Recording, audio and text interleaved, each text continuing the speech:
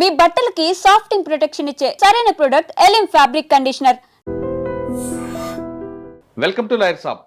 ఈ వారం మన గెస్ట్ లాయర్ల కుటుంబం నుంచి వచ్చిన సీనియర్ మోస్ట్ డిఫెన్స్ సర్టిఫికేట్, పేరు నాగిశెట్టి మోహన్ దాస్ గారు. ఆయన తండ్రి అడ్వకేట్, అన్నదమ్ములు అడ్వకేట్, ఆయన అడ్వకేట్, వాళ్ళ కుటుంబంలో ఇంకొక తరం కూడా అడ్వకేట్ ఉన్నారు. తండ్రి నుంచి వచ్చిన వారసత్వంగా తీసుకున్న ఈ ప్రొఫెషన్లో ఒక దైవ్యంగా భావిస్తున్న ఆయన చాలా సెన్సేషనల్ కేసులు తీసుకొచ్చారు. ప్రకాశం జిల్లాలో జరిగిన ప్రముఖ కేసుల్లో చాలా కేసుల్లో అక్విడల్ జరిగాయి.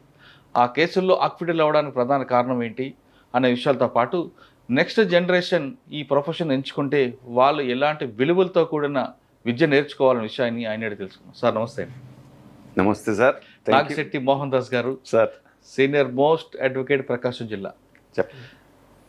దాదాపు 1979 నుంచి ఈ వృత్తిలోకి వచ్చారు.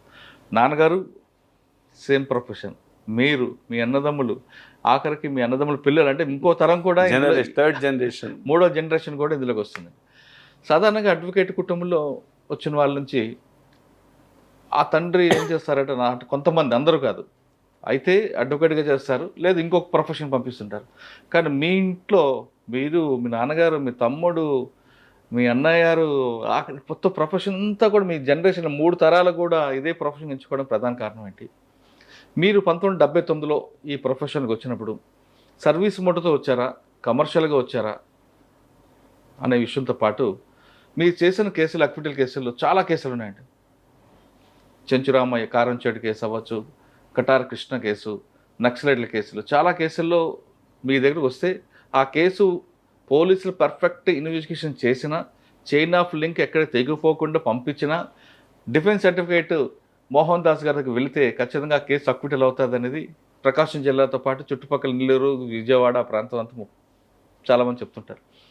అంటే అంత పక్కా చేసిన తర్వాత కూడా మీరు అంత 0 పాయింట్ వెళ్ళి మీ అప్పీల్ని తీసుకురావడం వెనక అంత ప్రొఫెషనల్గా చేయడమా, లేదు నిజంగా నేరం చేయలేదు, ఆయన జైలు పంపకూడదు ఉద్దేశం చేస్తారు కొంతమంది, లేదు మీ ప్రొఫెషన్ మొత్తం రంగరించి ఆ కేసులో పూర్తిగా బయటపడడం వెనక ఉద్దేశం ఏంటి? మూడో ప్రశ్న మీకు స్టార్టింగ్లో అడిగా. మీరు వచ్చినప్పుడు ఒక ప్రొఫెషన్కి దీనికి ఒక విలువలతో ఉండేది, క్రమేపీ ఇది కొంత దారి తప్పుతుందని ఒక వార్త వస్తుంది. నెక్స్ట్ జనరేషన్ ఈ ప్రొఫెషన్ రావాలనుకున్న వాళ్ళకి మీరు ఇచ్చే మెసేజ్ ఏంటి? ఈ 3 ప్రశ్నలకు సమాధానం చెప్పే ముందు మోహన్ దాస్ గారి కుటుంబ నేపథ్యం, తండ్రి గారి యొక్క ఈ వృత్తిలోకి రావడం, తండ్రి గారి తర్వాత ఈ వృత్తిని మీరు ఎంచుకోవడం వెనక ఉద్దేశం ఏంటి? మా ఫాదర్ బేసిక్గా మా నాన్నగారిది పొన్నూరు గ్రామం. పొన్నూరు గ్రామం అయితే రెవెన్యూ ఇన్స్పెక్టర్గా చేస్తూ ఒంగోలు వచ్చాడు. ఒంగోలు వచ్చిన తర్వాత ఒకానొక సందర్భంలో తనకేను తన సీనియర్ ఉద్యోగికి డిస్టర్బెన్స్ రావడంతో అవమానంగా భావించి ప్రాక్టీస్ చేయటం, అడ్వకేట్గా వివాహం అయిన తర్వాత అలా చదివాడు. తర్వాత మంచి కమ్యూనిస్ట్ ఉద్యమంలో గవర్నమెంట్ ఉద్యోగం వదిలిపెట్టి ఇందులో ఎందుకు వచ్చారండి? ఎందుకు వచ్చారంటే ఆయన రెవెన్యూ ఇన్స్పెక్టర్గా ఉంటే కొన్ని ఫేవర్స్ చేయమని పై వాళ్ళు ప్రెషర్ పెట్టడం వల్ల నేను చేయనని ఆయన్ని అవమానపరిచారు. ఒక ఒక ఒక ట్రాప్ కూడా అరేంజ్ చేశారు మా నాన్నగారి మీద. That was around 1930s. అప్పుడు యంగ్ మ్యాన్, 22-23 years. నాకు ఇది ఇండిపెండెంట్ బతకాలని అప్పుడు మచిలీపట్నం లా చేయటం, ఆ దశలో కమ్యూనిస్ట్ ఉద్యమం చాలా తీవ్రంగా ఉండేది ఒంగోలులో. అప్పుడు మా నాయన సిపిఐ పార్టీని ఆకర్షించబడి అలా ఉన్న తర్వాత మేము 4 అన్నదమ్ములం, 4 అక్కచెల్లెళ్ళం ఆయనకి. ఆయన నాకు వారసులు ఉండాలా అంటే, మా ఫాదర్ ఎలా అంటే, Veda Bikki is a darling of poor. Veda Bikki ఇంటికి వస్తే మాకు మా సొంత పాతింట్లో మిద్ది ఉండేది పైన. మా అమ్మాయి వాళ్ళకి భోజనం వండి వాళ్ళకి అన్నం పెట్టి పైన పండుకోమని నీళ్లు సపర్యలు చేస్తూ, అంటే ఆయన సర్వీస్ అనేది దైవత్వం అనుకున్నటువంటి వ్యక్తి. ఆయన కడుపును పుట్టినందుకు మాకు అలాగే మమ్మల్ని డౌన్ టు ఎర్త్ పెంచాడు. డౌన్ టు ఎర్త్ అంటే ఎలా ఉంటుందంటే, మాకు కారు అంటే తెలియదు, రిక్షా అంటే తెలియదు, సైకిల్ అంటే తెలియదు, స్లిప్పర్స్ మామూలు సర్వసాధారణమైన జీవితం పెరగటం వల్ల మాకు కూడా మా రక్తంలో కూడా బీదాబిక్కి ఉండాలా, వాళ్ళతో సర్వీస్ చేయాలా అనే రీజన్ కూడా డెవలప్ అయింది. దానికి కూడా రీజన్ ఏంటంటే మా నాన్న ఒకళ్ళడికి ఉద్యోగం సంపాదించే నా కొడుకులకి నాకు అక్కర్లే, నేను లా చదివిస్తాను. అలా చదివిస్తే మా అన్నయ్య పెద్దన్నయ్య పబ్లిక్ ప్రాసిక్యూటర్ అయ్యాడు, మా రెండో అన్నయ్య డిస్ట్రిక్ట్ జడ్జిగా చేశాడు, విద్యాప్రసాద్ అని చేశాడు. తర్వాత నేను థర్డ్ సన్, నేను లాయర్గా అయ్యాను. నాకు ఉన్న పెక్యూలియర్ పరిస్థితులు ఏమిటంటే నేను 6/12/79 ఎన్రోల్ అయితే 7/12 ఒంగోలు వచ్చాను. అప్పుడు హైదరాబాద్లో ఉండేది ఎన్రోల్మెంట్. 7/12 వస్తే మా నాన్న ఇంట్లో లేడు, ఆయన షిఫ్ట్ చేశారు హాస్పిటల్కి, హార్ట్ అటాక్ వచ్చి. అయ్యో. నాకు ఇంట్రడ్యూస్ చేసేవాళ్ళు లేడు నన్ను ఒంగోలు బార్లో. పెద్ద ఫ్యామిలీ, ఫేమస్ లాయర్. పెద్ద బ్రదర్ ఏమో ప్రాసిక్యూటర్గా వెళ్ళిపోయాడు జీవితంలో, రెండవ వాడేమో అప్పుడు నర్సరావుపేట సబార్డినేట్ జడ్జిగా ఉండేవాడు, అది వెళ్ళిపోయాడు. సో నన్ను ఇంట్రడ్యూస్ చేసేవాడు లేడు. So I was from a straw. మా నాన్న పెద్ద ప్లేడరు, కానీ నాకు గైడెన్స్ లేదు. అలా కెరియర్ నాకు బిగిన్ అయింది. అందువల్ల సార్ కుటుంబంలోనే ముగ్గురున్నారు, నాన్నగారు, ఇద్దరు అన్నదమ్ములు. మీకు ఆ టైంలో బ్యాడ్ టైం వల్ల మీకు ఎవరు ఇంట్రడ్యూస్ లేరు. మరి మీకు సీనియర్ ఎవరు అప్పుడు? మా నాన్న నాకు సీనియరు. అంటే నేను మీకు ఇంకోటి చెప్పాలా, నేను చిన్నప్పటి నుంచి మా నాయన స్కూల్ నుంచి కానీ కాలేజీ రాగానే కూర్చోబెట్టి క్లయింట్లు చెప్తుంటే రాయించేవాడు, నాకు అటోటి కేసులు రాయించేవాడు. అంటే ఆయన దృష్టిలో నాకు దీంట్లో దించాలని ఆయనకుంది, నాకు తెలియదు. అందువల్ల నా చేత కేసులు రాయించటం, వాది ప్రతివాది, పిటిషను, అఫిడవిట్ అలా వచ్చింది. తర్వాత మా నాన్నగారు రికవర్ అయ్యి వచ్చారు. రికవర్ వచ్చేసరికి ఆయన మంచి ఫేమస్ క్రిమినల్ అడ్వకేట్. ఆయనకి గంపెడ వర్క్ ఉండేది. సో మార్నింగ్ నాకంటే ముందు వెళ్ళిపోయేవాడు మా నాన్నగారు, నాకంటే తర్వాత వచ్చేవాడు. నేను ఇంట్లో అన్నీ చూసుకొని వెళ్తుండేవాడు. అలా మేమిద్దరం ప్యారలల్గా చేసాం ప్రాక్టీస్. నేను కింద లోయర్ కోర్స్ చేసేవాడిని, నాన్నగారు సెషన్స్ కేసు చేసేవారు. అట్లా ఆయన సాన్నిహిత్యంతో 5 సంవత్సరాలు ఆయన దగ్గర ఉన్నాను. ఆయన 1980 మన 8 ఫిబ్రవరి 1985లో చనిపోయారు. అయ్యో. సో బై విచ్ టైం నాకు 27 సంవత్సరాల వయసు. 21 సంవత్సరాల వృత్తిలోకి వచ్చాను నేను, నాకు 27 సంవత్సరాల వయసు. అంటే మా నాన్న నన్ను వృత్తిలో అటు దించి ఆయన స్వర్గస్థుడయ్యాడు. సంహవ్ మన బ్రదర్స్ని అడిగాను ఇద్దరిని, నేను అబ్బాయి మరి నాన్నగారు చనిపోయారు, ఏం చేద్దామని. అరే మేము రిజైన్ చేసి వస్తాము, ఇద్దరివి కలిసి చేద్దామన్నారు. నేనేం చెప్పానంటే 1 year టైం ఇవ్వండి నాకు, నేను ఫెయిల్ అయితే వచ్చేసేయండి, సక్సెస్ అయితే రావద్దన్నాను. నేను ఫెయిల్ అయ్యింది లేదు, వాళ్ళు వచ్చింది లేదు. ఓకే, అంటే ఆ ప్లాట్ఫామ్ అలా కంటిన్యూ చేస్తున్నారు. కంటిన్యూ చేస్తున్న తర్వాత నా దగ్గర ఈ రోజుకి ఒక 50 మంది జూనియర్స్ లాయర్లు అడ్వకేట్స్ అయ్యారు. ఇప్పుడు హైకోర్టు జడ్జి మన్మథరావు గారు నా జూనియర్. తర్వాత 4 జిల్లా జడ్జిలు నా జూనియర్స్ ఉన్నారు. ఒక 60 జనం మున్సిఫ్స్ మా జూనియర్స్ ఉన్నారు. జ్యుడిషియరీలో నేనుగా అడ్వకేట్గా ఈ వృత్తి నాకు ఇచ్చేటువంటి ఈ సఫలీకృతమైన జీవితానికి రిటర్న్ గిఫ్ట్గా నేను జడ్జిల్ని ఇచ్చాను, ఈ జ్యుడిషియరీకి అడ్వకేట్స్ ఇచ్చాను.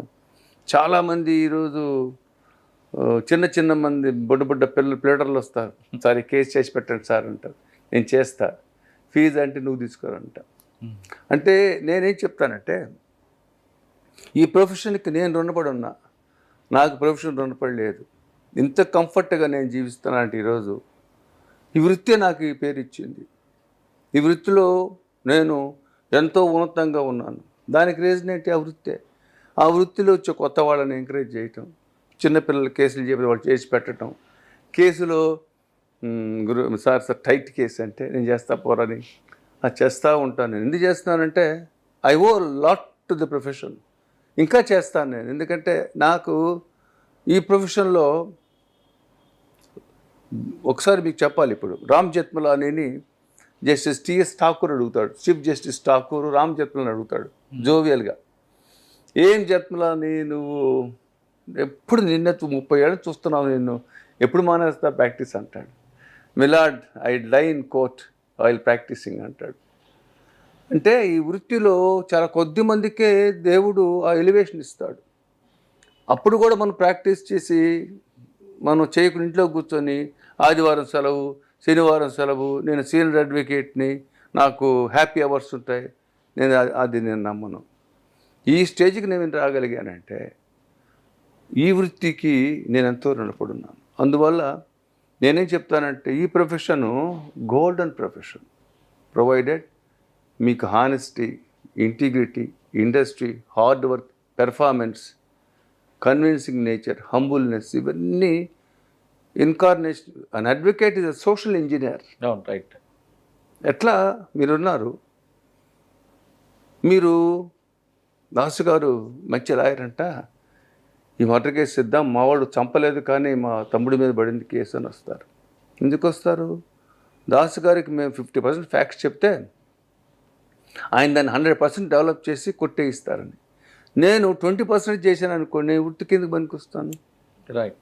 సో ఈ ప్రొఫెషన్లో ఉండాలంటే, అడ్వకేట్గా ఉండాలంటే honesty, integrity, hard work, humbleness, జడ్జిని చాలా కన్విన్సింగ్గా రిటార్ట్ చేయగలిగేటువంటి టాక్టిక్స్, ఇవన్నీ కూడా ఈ వృత్తిలో ఉండాలి. సార్, నాన్నగారితో తీసుకున్న తర్వాత 1 year వరకు నాకు టచ్ చేయొద్దు, తర్వాత రండి అని మీ బ్రదర్కి చెప్పారు. ఈ 1 yearలో వాళ్ళకి కాన్ఫిడెన్స్ తెచ్చేలా మా తమ్ముడు నాన్నగారి పేరు నిలబెడతాడు అనేలా చేసిన కేసే ఉందా? అసలు ఎట్లా ఉండేదంటే, అప్పుడు నాన్నగారు టాప్ నెంబర్ 1 క్రిమినల్ అడ్వకేట్ ఆ రోజుల్లో. అలాంగ్ విత్ అప్పుడు 5-6 పెద్దవాళ్ళు ఉండేవాళ్ళు. సో పొద్దున్నే 7కి వెళ్తే నైటు 10-11కి వచ్చేవాడిని. అలా మా వాళ్ళు జడ్జిగా ఒకడు, పీపీగా ఒకడు ఉన్నారని చెప్పాను కదా, వాళ్ళ రిపోర్ట్ వాళ్ళు తెప్పించుకునేవాడు నాకు తెలియకుండా. వాడు ఎలా చేస్తున్నాడు, దాస్త సరిగ్గా చేస్తున్నాడా లేదా, ఏమన్నా ఫ్రెండ్స్తో తిరుగుతున్నాడా, ఇంకా పిల్లాడిలాగా ఉన్నాడా, ఫ్రెండ్స్ ఏమన్నా ఇంటికి వస్తున్నారా, అలా వాళ్ళు గమనించారు. వాళ్ళకి తెలిసింది, లేదు వీడు అహర్నిశలో కష్టపడుతున్నాడు, ప్రొఫెషనల్గా అయిపోయాడు. అంటే ఒక చిన్న పిల్లవాడిని నీటిలో వేస్తే అప్పుడే ఈతాడు వాడు. అవును. మనోడు ఈదడేమో అనుకుని ఒడ్డునే పెట్టి వాడు ఈదడమే రాదు. సార్, మీరు తీసుకున్న ప్రొఫెషన్లో మీకు ఫస్ట్లో అడిగాక వస్తున్నట్టు సర్వీస్ మోటోవా, కమర్షియలా, ప్రొఫెషనల్గా ఉందాం అనుకున్నారా? అంటే ఇక్కడ బతకడానికి కూడా కొంత ఆదాయం కావాల్సింది. కరెక్ట్. అలా అని మీరు సర్వీస్ మోటో ఉంటా అంటే మనకి ఫ్యామిలీ ముందు వెళ్ళదు. ఈ మూడిట్లో ఏది తీసుకున్నారు? నాకు హిస్టరీ తెలిసిన వాళ్ళు ఎవరైనా సరే మీతో సంభాషించగలిగితే ఒకటే చెప్తారు, ఆయనకి డబ్బు పిచ్చి లేదు, ఎంత ఇస్తే అంత తీసుకుంటాడు, నేను పేదోడిని అంటే నేను ఇష్టం వచ్చిన ఇచ్చిపోరా అంటాడు అనే పేరున్న కుటుంబం మా నాన్నగారిది. మాకు వచ్చింది అదే, ఫస్ట్ నుంచి ఉంది. అందువల్ల మాకు నా పర్సనల్గా నా వరకు చెప్పాలంటే, ఒక అడ్వకేట్ అనేవాడు చనిపోయిన తర్వాత బతకాల. He must live after death. అడ్వకేటే కాదు, హ్యూమన్ బీయింగ్ కూడా బతకాల. బతికినంతకాలం కుక్క బతుకుద్ది, ఏదైనా జంతువు బతుకుద్ది, మనం ఎప్పుడు బతకాలా? అరే మహానుభావుడు ఆయన. అది నాకు ఫస్ట్ నుంచి నా మనసులో ఉన్నటువంటి, నా కమర్షియల్ స్లాట్, అసలు కమర్షియల్ యాంగిల్ కనుక ఉండుంటే నాకు ఈ సంచుల్లో గొట్టాలు డబ్బులు కుక్కుని పెట్టుకునే వచ్చే అన్ని కేసులు నాకు ఉన్నాయి. ఇందులో మోస్ట్ ఇంపార్టెంట్లీ మీకు చెప్పాల్సింది ఏంటంటే, ఈ వృత్తిలో అడ్వకేట్కి క్లయింట్ని మోసం చేయడానికి పుష్కలమైన అవకాశాలు ఉన్నాయి. అవును. అడ్వకేట్కి క్లయింట్కి ఉన్నది ఒక నమ్మకం అండి, ఒక ట్రస్ట్. ఎస్. ఆ ట్రస్ట్కి బ్రేక్ అయితే ఇంక లేదు కదా. మరి మీరు అంటే with all respects my colleague advocates, ఈ మధ్య అడ్వకేట్ ఎందుకు చంపుతున్నారు చెప్పండి మీరు? నమ్మకం కోల్పోతున్నారు కాబట్టి. వాడికి ఆస్తి ఇప్పిస్తానని చెప్పి అరెకరం వాడికి 10 ఎకరాలు ఇప్పిస్తాను, 2 ఎకరాలు నాకు ఇవ్వాలని రాయించుకోవటం, అలాగే ఎక్స్ట్రా మ్యాటర్ రిలేషన్, ఆ ఇంటికి వెళ్తూ అతను వైఫ్తో సంబంధాలు పెట్టుకోవటం, మూడో యాంగిల్ అదర్ సైడ్ వాడితో కొల్యూడు కావటం, 4వది జడ్జి నాకు అనుకూలం, నేను 5 లక్షలు ఇస్తాను ఆయనకి. ఏం చేస్తాడు? జడ్జి గారి ఇంటికి వెళ్తాడు, January 1st రోజు వెళ్తాడు, నమస్కారం పెట్టి గురుగారు యాపిల్ ఇస్తాడు, రేపు మాట్లాడానరా అండ్ డీల్ ఒప్పుకున్నాడు. సో ఈ ప్రొఫెషన్లో డిజానెస్ట్ కావడానికి పుష్కలమైన అవకాశాలు ఉన్నాయి. అందువల్ల ఈ వృత్తి నిబద్ధత ఉండాలంటే ముందు మనం ఇక్కడి నుంచి పనిచేయాలి. నేను చేసుకోనండి, మీకు ఎంత కావాలో దైవం ఇస్తుంది. అవును. నీకు సప్లై మీ జేబులోంచి కాదు, పైనుంచి వచ్చి నాకు వస్తుంది. అది నా నమ్మకం. అంటే మీరు చెప్తున్నట్లుగా ఆ ప్రొఫెషనల్గా తీసుకున్నారు దాన్ని, కరెక్ట్. రైట్? సార్ మీరు మీరు మీ కుటుంబం గతంలో మీ నాన్నగారు కానీ ఒక కేసు మీ దగ్గరకు వచ్చిందంటే మీరు ఇందాక చెప్పినట్లుగా ఇస్తే ఇవ్వు లేదంటే లేదు, రైట్? కానీ ఇప్పుడు జనరేషన్ డాక్టర్ లాగా ఒక ఫీజు కూడా పెడుతున్నారండి.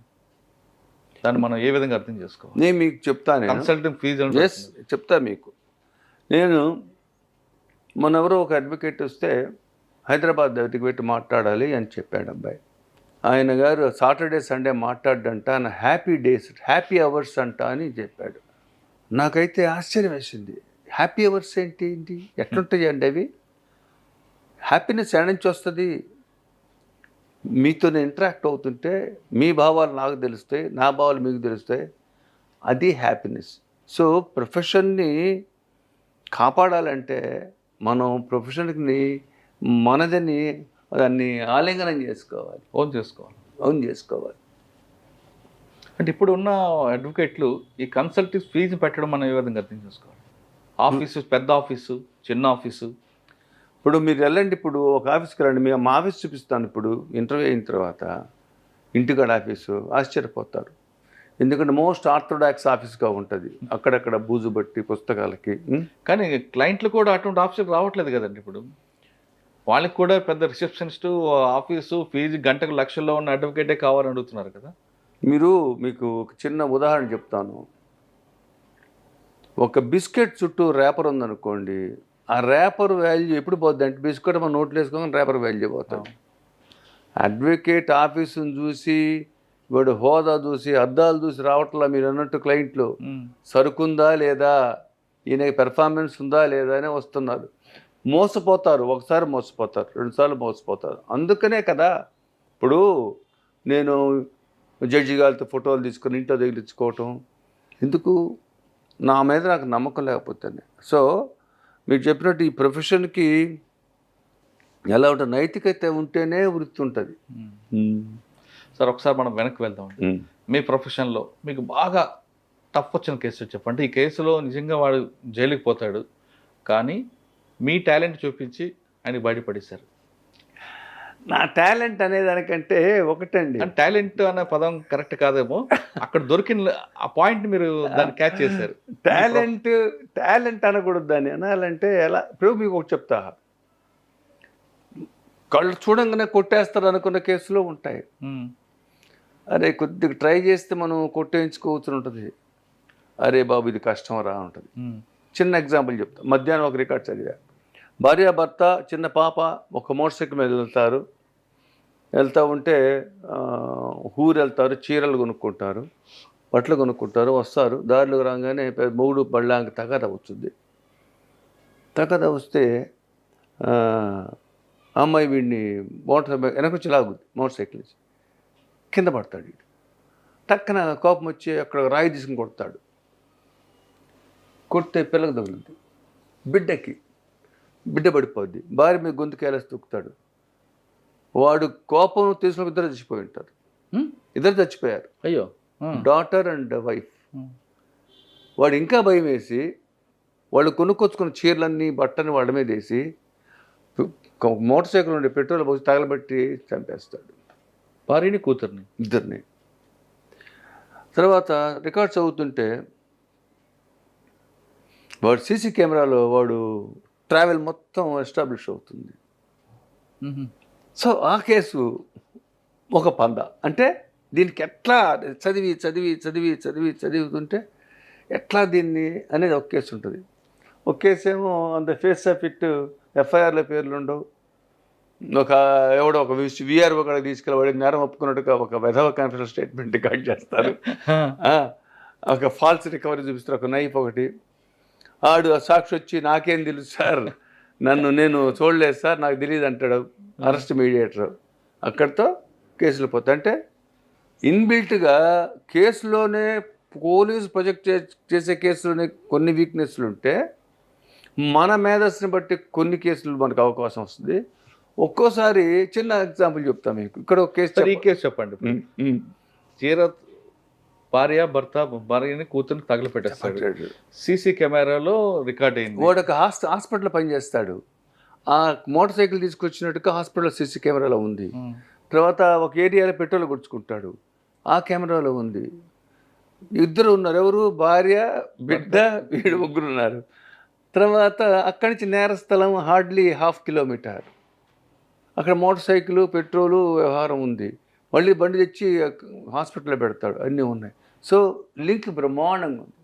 Circumstantial evidence. ఆ కేసులో మనం ఏం చేయలేము. అది ఎలా చేయాలి అనేది ఇప్పుడు అంటే చేయాలి, చెబితే అట్లా. ఇప్పుడు మాకు ఓతు తీసుకున్నప్పుడు ఏం చెప్తారంటే, ఈ కేసు మంచోడైతేనే మనం అక్కడికి రావాలా, ఈ సినిమాలో లాగా నిజమైన కేసులో చేయాలి, నొట్టి ట్రాష్ ప్రొఫెషన్. మీరు వచ్చిన కేసు చేసి నీ ప్రయత్నం నువ్వు చేయి. You are not the judge of the case. ఆ జడ్జికే తెలియదు జడ్జిమెంట్ చెప్పిన దాకా కొట్టేస్తాను, శిక్ష వేస్తానని. సో న్యాయవాది పరంగా నువ్వు, న్యాయ వృత్తి పరంగా నువ్వు కరెక్ట్ చేస్తున్నావా లేదా? సార్ ఈ కేసులో వెళ్దామండి. క్లయింట్ మీ దగ్గరకు వచ్చాడు, ఓకే. ఇప్పుడు ఇందులో మీకు చాలా చైన్ క్లియర్ కనిపిస్తుంది. మరి దీన్ని బ్రేక్ చేయాలంటే ఏం చేయాలా? ఇప్పుడు ఏం చేయాలంటే ఫస్ట్ సీసీ కెమెరాలో విజిబిలిటీని మనం డౌట్ క్రియేట్ చేయాలా. Out of benefit. వాడు ఆ కెమెరాలో వాడు హేజీగా కనపడ్డా అనుకోండి, అతను మోటార్ సైకిల్ ఎవరో తీసుకెళ్లారు, ఒకవేళ సీ బుక్ మోటార్ సైకిల్ వీడి పేరు మీద ఉంటే, లేకపోతే నేనే కాదు. అంటే డిస్లింకింగ్ ఎలా ఉంటుందంటే, ఫస్ట్ సార్ క్షుణ్ణంగా రికార్డ్ చదవాలా, క్షుణ్ణంగా. నాకు ఒక మిత్రుడు జడ్జి గారు ఉన్నారు, అంటే ఆయన కొత్తగా వచ్చినాడు. ఈ కేసు కొంచెం కంప్లీట్ అయ్యాక అప్పుడు వెళ్తారు. ఈ కేసులో మీరు ఇంకా పెండింగ్లో ఉంది కాబట్టి నేను ఎక్కువ రివీల్ చేయడం ఇష్టం లేదు, నాకు అర్థమైంది. సరే, ఇక్కడ ఆ కేసులో క్లయింట్ వచ్చాడు, ఆ ఇచ్చిన దీంట్లో మీరు మీ ప్రొఫెషన్ ప్రకారం వెళ్తున్నారు. ఆ క్లయింట్ మీకు చుట్టమా శత్రువా కాదు, అది ప్రొఫెషన్. కానీ ఇంకొక వైపు మానవత్వం ఉంది అక్కడ. ఒక ఆడపిల్లల్ని, భార్యని, కూతురుని చంపాడు. చంపిన వాడిని కాపాడాలని ఆలోచిస్తారా, లేదు నా ప్రొఫెషన్కే ప్రయారిటీ ఇస్తారా? సరే, ఇక్కడ ఎందుకంటే ఆ ఇద్దరు పిల్లల్ని చంపాడు కదా, భార్యని, కూతుర్ని. అటువంటి వాడిని శిక్ష పడాలి అని కొంతమంది ఉంటారు. లేదు నా ప్రొఫెషన్ ఇది, వాడు ఏం చేస్తే నాకెందుకు అని ఉంటారు. దానికి నేనేం చెప్తానంటే సార్, నీ వృత్తి నువ్వు తీసుకుంది వృత్తి చేయడానికి. ఫర్ ఎగ్జాంపుల్, ఒక అతను వచ్చాడు, ఒక వ్యక్తి సెక్సువల్ డిసీజ్ పెట్టుకుని డాక్టర్ కాడికి వచ్చాడు. ఎవడా నువ్వు ఏదో పని చేసిన అక్కడికి వచ్చావు, గట్అవుట్ అంటాడా? మెడిసిన్స్ ఇస్తాడా? ఇస్తాడు. ఎందుకంటే క్యూర్ చేయాలి. అవును. మేమేమంటామంటే, అంటే మీకు ఫ్యాక్ట్స్ మీకు చెప్పాను కాబట్టి మీరు చెప్తున్నారు. నేను సపోజ్ నేను చేయనండి, ఎక్స్ చేస్తాడు, లేకపోతే వై చేస్తాడు, లేకపోతే జెడ్ చేస్తాడు. వాడు నా కాడికి ఎందుకు వచ్చాడు? Professional ethics. ఈయనని పర్చేజ్ చేయలేరు అవతలాళ్ళు. ఈయన కేసు బాగా చేస్తాడు, ఈయన చక్కగా ఆర్గ్యుమెంట్ చెబుతాడు, న్యాయమూర్తిని కన్విన్స్ చేస్తాడు, నా మీద ఉన్న అబండెంట్ కాన్ఫిడెన్స్తో వస్తాడు. నేను చేయను, నేను చేతులు కట్టుకున్నాను అనుకోండి, వాడికి పిల్ల ప్లేటర్ కాడికి వెళ్తే వాడు శిక్ష పడింది అనుకోండి, నా విలువ ఏమవుతుంది? నైతికత పోద్ది కదా. ఎప్పుడు కూడా లాయరు నువ్వు చంపేవేంద్ర, నా కాడికి వచ్చేవేంద్ర అనడు. ఈ కేసులో వీడిని ఎంతవరకు మనం సేవ్ చేయగలుగుతాం? We will do our best. Success or failure అనేది వాడి fate. At the same time we will not leave a single stone unturned. Effort పెట్టాల్సిందే to the hilt. Success failure is not in our hands. ఇందాక చెప్పినట్టు మీకు న్యాయమూర్తికి judgement చెప్పిందాక వాడికి. అందుకే చెప్పదలుచిన ఒక చిన్న కేసు. నేను ఎర్లీ 80s 85లో ఒక మెజిస్ట్రేట్ దగ్గర కేసు చేశాను. మెజిస్ట్రేట్ దగ్గర చేస్తే ఒక అతను వీడి భార్యను తిడుతుంటాడు. ఒక అతను వస్తాడు, అడ్డం వస్తాడు, ఒకడు వాడిని కొడతాడు, వాడు తల పగిలిపోద్ది. మంచి ఎవిడెన్స్ ఉంది, బ్రహ్మాండంగా ఉంది, అంతా అయింది. భార్య చెప్పిన సాక్ష్యం కొట్టుకొచ్చి చెప్పింది, ఎగ్నిస్ట్గా భర్తకి చెప్పింది. నేను చెప్పారే నీకు పడుద్దురా ఖాయంగా బాబాయ్, జామీందారుని తెచ్చుకోరని చెప్పాను. కొట్టేశాడు. నాకు అర్థం కాల. లంచ్ తర్వాత పిలిచాడు ఛాంబర్స్కి. ఎన్ఎండి మోహన్ దాస్ రా అన్నాడు. నేను సార్ ఎందుకు కొట్టేశాను తెలుసా కేసు అన్నాడు. తెలియదు సార్. వాడికి దానికి సంబంధం ఉంటుంది, ఎలా అది ఎందుకు చెబుతాయి మూడుకి ఎగ్నిస్ట్గా.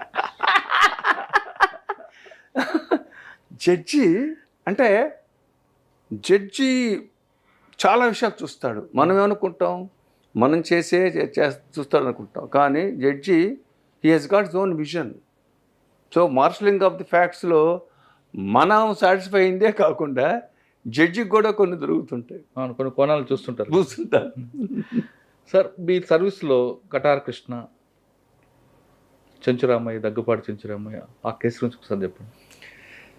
దగ్గుపాటి గారు ఫస్ట్ కేసు తీసుకుంటే కారంచేడులో దగ్గుపాటి చెంచురామయ్య గారు నక్సలు చంపేస్తారు. దానికి కారణం ఏంటా అనేది పక్కన మనకు సంబంధం లేదు కదా, అది అనవసరం విషయం మాట్లాడుకుంటే. ఇప్పుడు ఆ కేసులో అంత పబ్లిక్గా దగ్గుపాటి చెంచురామయ్య గారు చిన్న ఇంట్లో కూర్చొని వచ్చిన వాళ్ళతో మాట్లాడుతుంటే 4 నక్సల్స్ వచ్చి చంపి వెళ్ళిపోతారు, సాక్షులు ఉన్నారు, అక్కడ ఎవిడెన్స్ ఉంది, ఆయన ఆ కేసు ఎలా కొట్టారు? జస్టిస్ శివశంకర్ అప్పుడు జిల్లా జడ్జి, ఇప్పుడు జస్టిస్గా చేసి రిటైర్ అయిపోయాడు. శివశంకర్ మన ఆంధ్రప్రదేశ్ హైకోర్టు జడ్జి. యాక్చువల్గా ఆ కేసులో చాలా క్రూషియల్ ఆస్పెక్ట్స్ ఏంటంటే ఐడెంటిటీ ఆఫ్ అక్యూజ్డ్ ప్రాబ్లం వచ్చింది. టీఏపీ పీరియడ్ వాళ్ళు ఎవరో తెలియదు అంతకుముందు. అది జరిగింది ఈవినింగ్ 8 తర్వాత. ఇప్పుడు కోర్టులో ఉన్న ముద్దాయిలే ఆ నేరం చేసిన ముద్దాయిలని ప్రథమంగా ప్రాసిక్యూషన్ ప్రూవ్ చేయాలా లేదా? వీళ్ళు ఎవరికి తెలియదు, ఆ గ్రామస్తులు ఎవరికి తెలియదు. వచ్చారు, ఏదో గ్రామ సమస్య ఉన్నదనగా అని చెప్పారు, చెప్పి లోపలికి వెళ్ళారు. లోపలికి వెళ్ళేసరికి వెంకటేశ్వర గారు లేరు, దగ్గుబాటి వెంకటేశ్వర గారు లేరు, అవుట్ ఆఫ్ టౌన్. ఈయనను ఒక పెద్ద మనిషి ఇద్దరే ఉన్నారు. అతను వీళ్ళని చూశాడు, ఇక గన్ దిగానే పారిపోయాడు లోపలికి. మెట్లు ఉంటాయి అక్కడ, ఆ కింద నుంచి వెళ్ళిపోయాడు పక్క నుంచి. ఈయన ఒక్కడే అయిపోయాడు. చీకటిగా ఉంది, చీకటిగా ఉంటే పీల్చారు. యాక్చువల్గా చాలా పెద్ద ప్లాట్ ఉంది వాళ్ళకి, బట్ ఏంటంటే అది చాలా మినిమంలో పోయింది.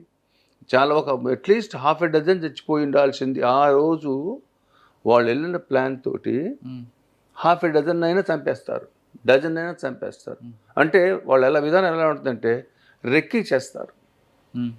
రెక్కి చేయటంలో కూడా చిన్న చిత్తగా చేయరు. ఆ ఊర్లో బంకు కాడికి వెళ్ళి 2 రోజులు కూర్చొని, ఆ ఏరియాలో బంకు కాడికి వెళ్ళి కూర్చొని ఆయన 2ంటికి నిద్రలేస్తాడు, 2ంటికి భోజనం చేస్తాడు, 2ంటికి చుట్ట తాగుతాడు, భోజనం ముందు ఎక్కడ ఉంటారు, భోజనంతో ఎక్కడ, అలా రెక్కి చేస్తూ ఉంటారు.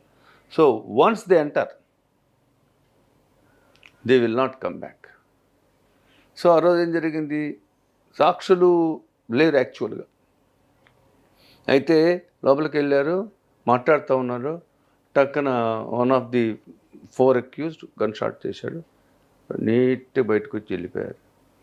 నైట్ టైం అయింది, లైటింగ్ లేదు. లైటింగ్ ఉంది కానీ ఐడెంటిఫైబుల్ లెవెల్స్లో ఉందో లేదో.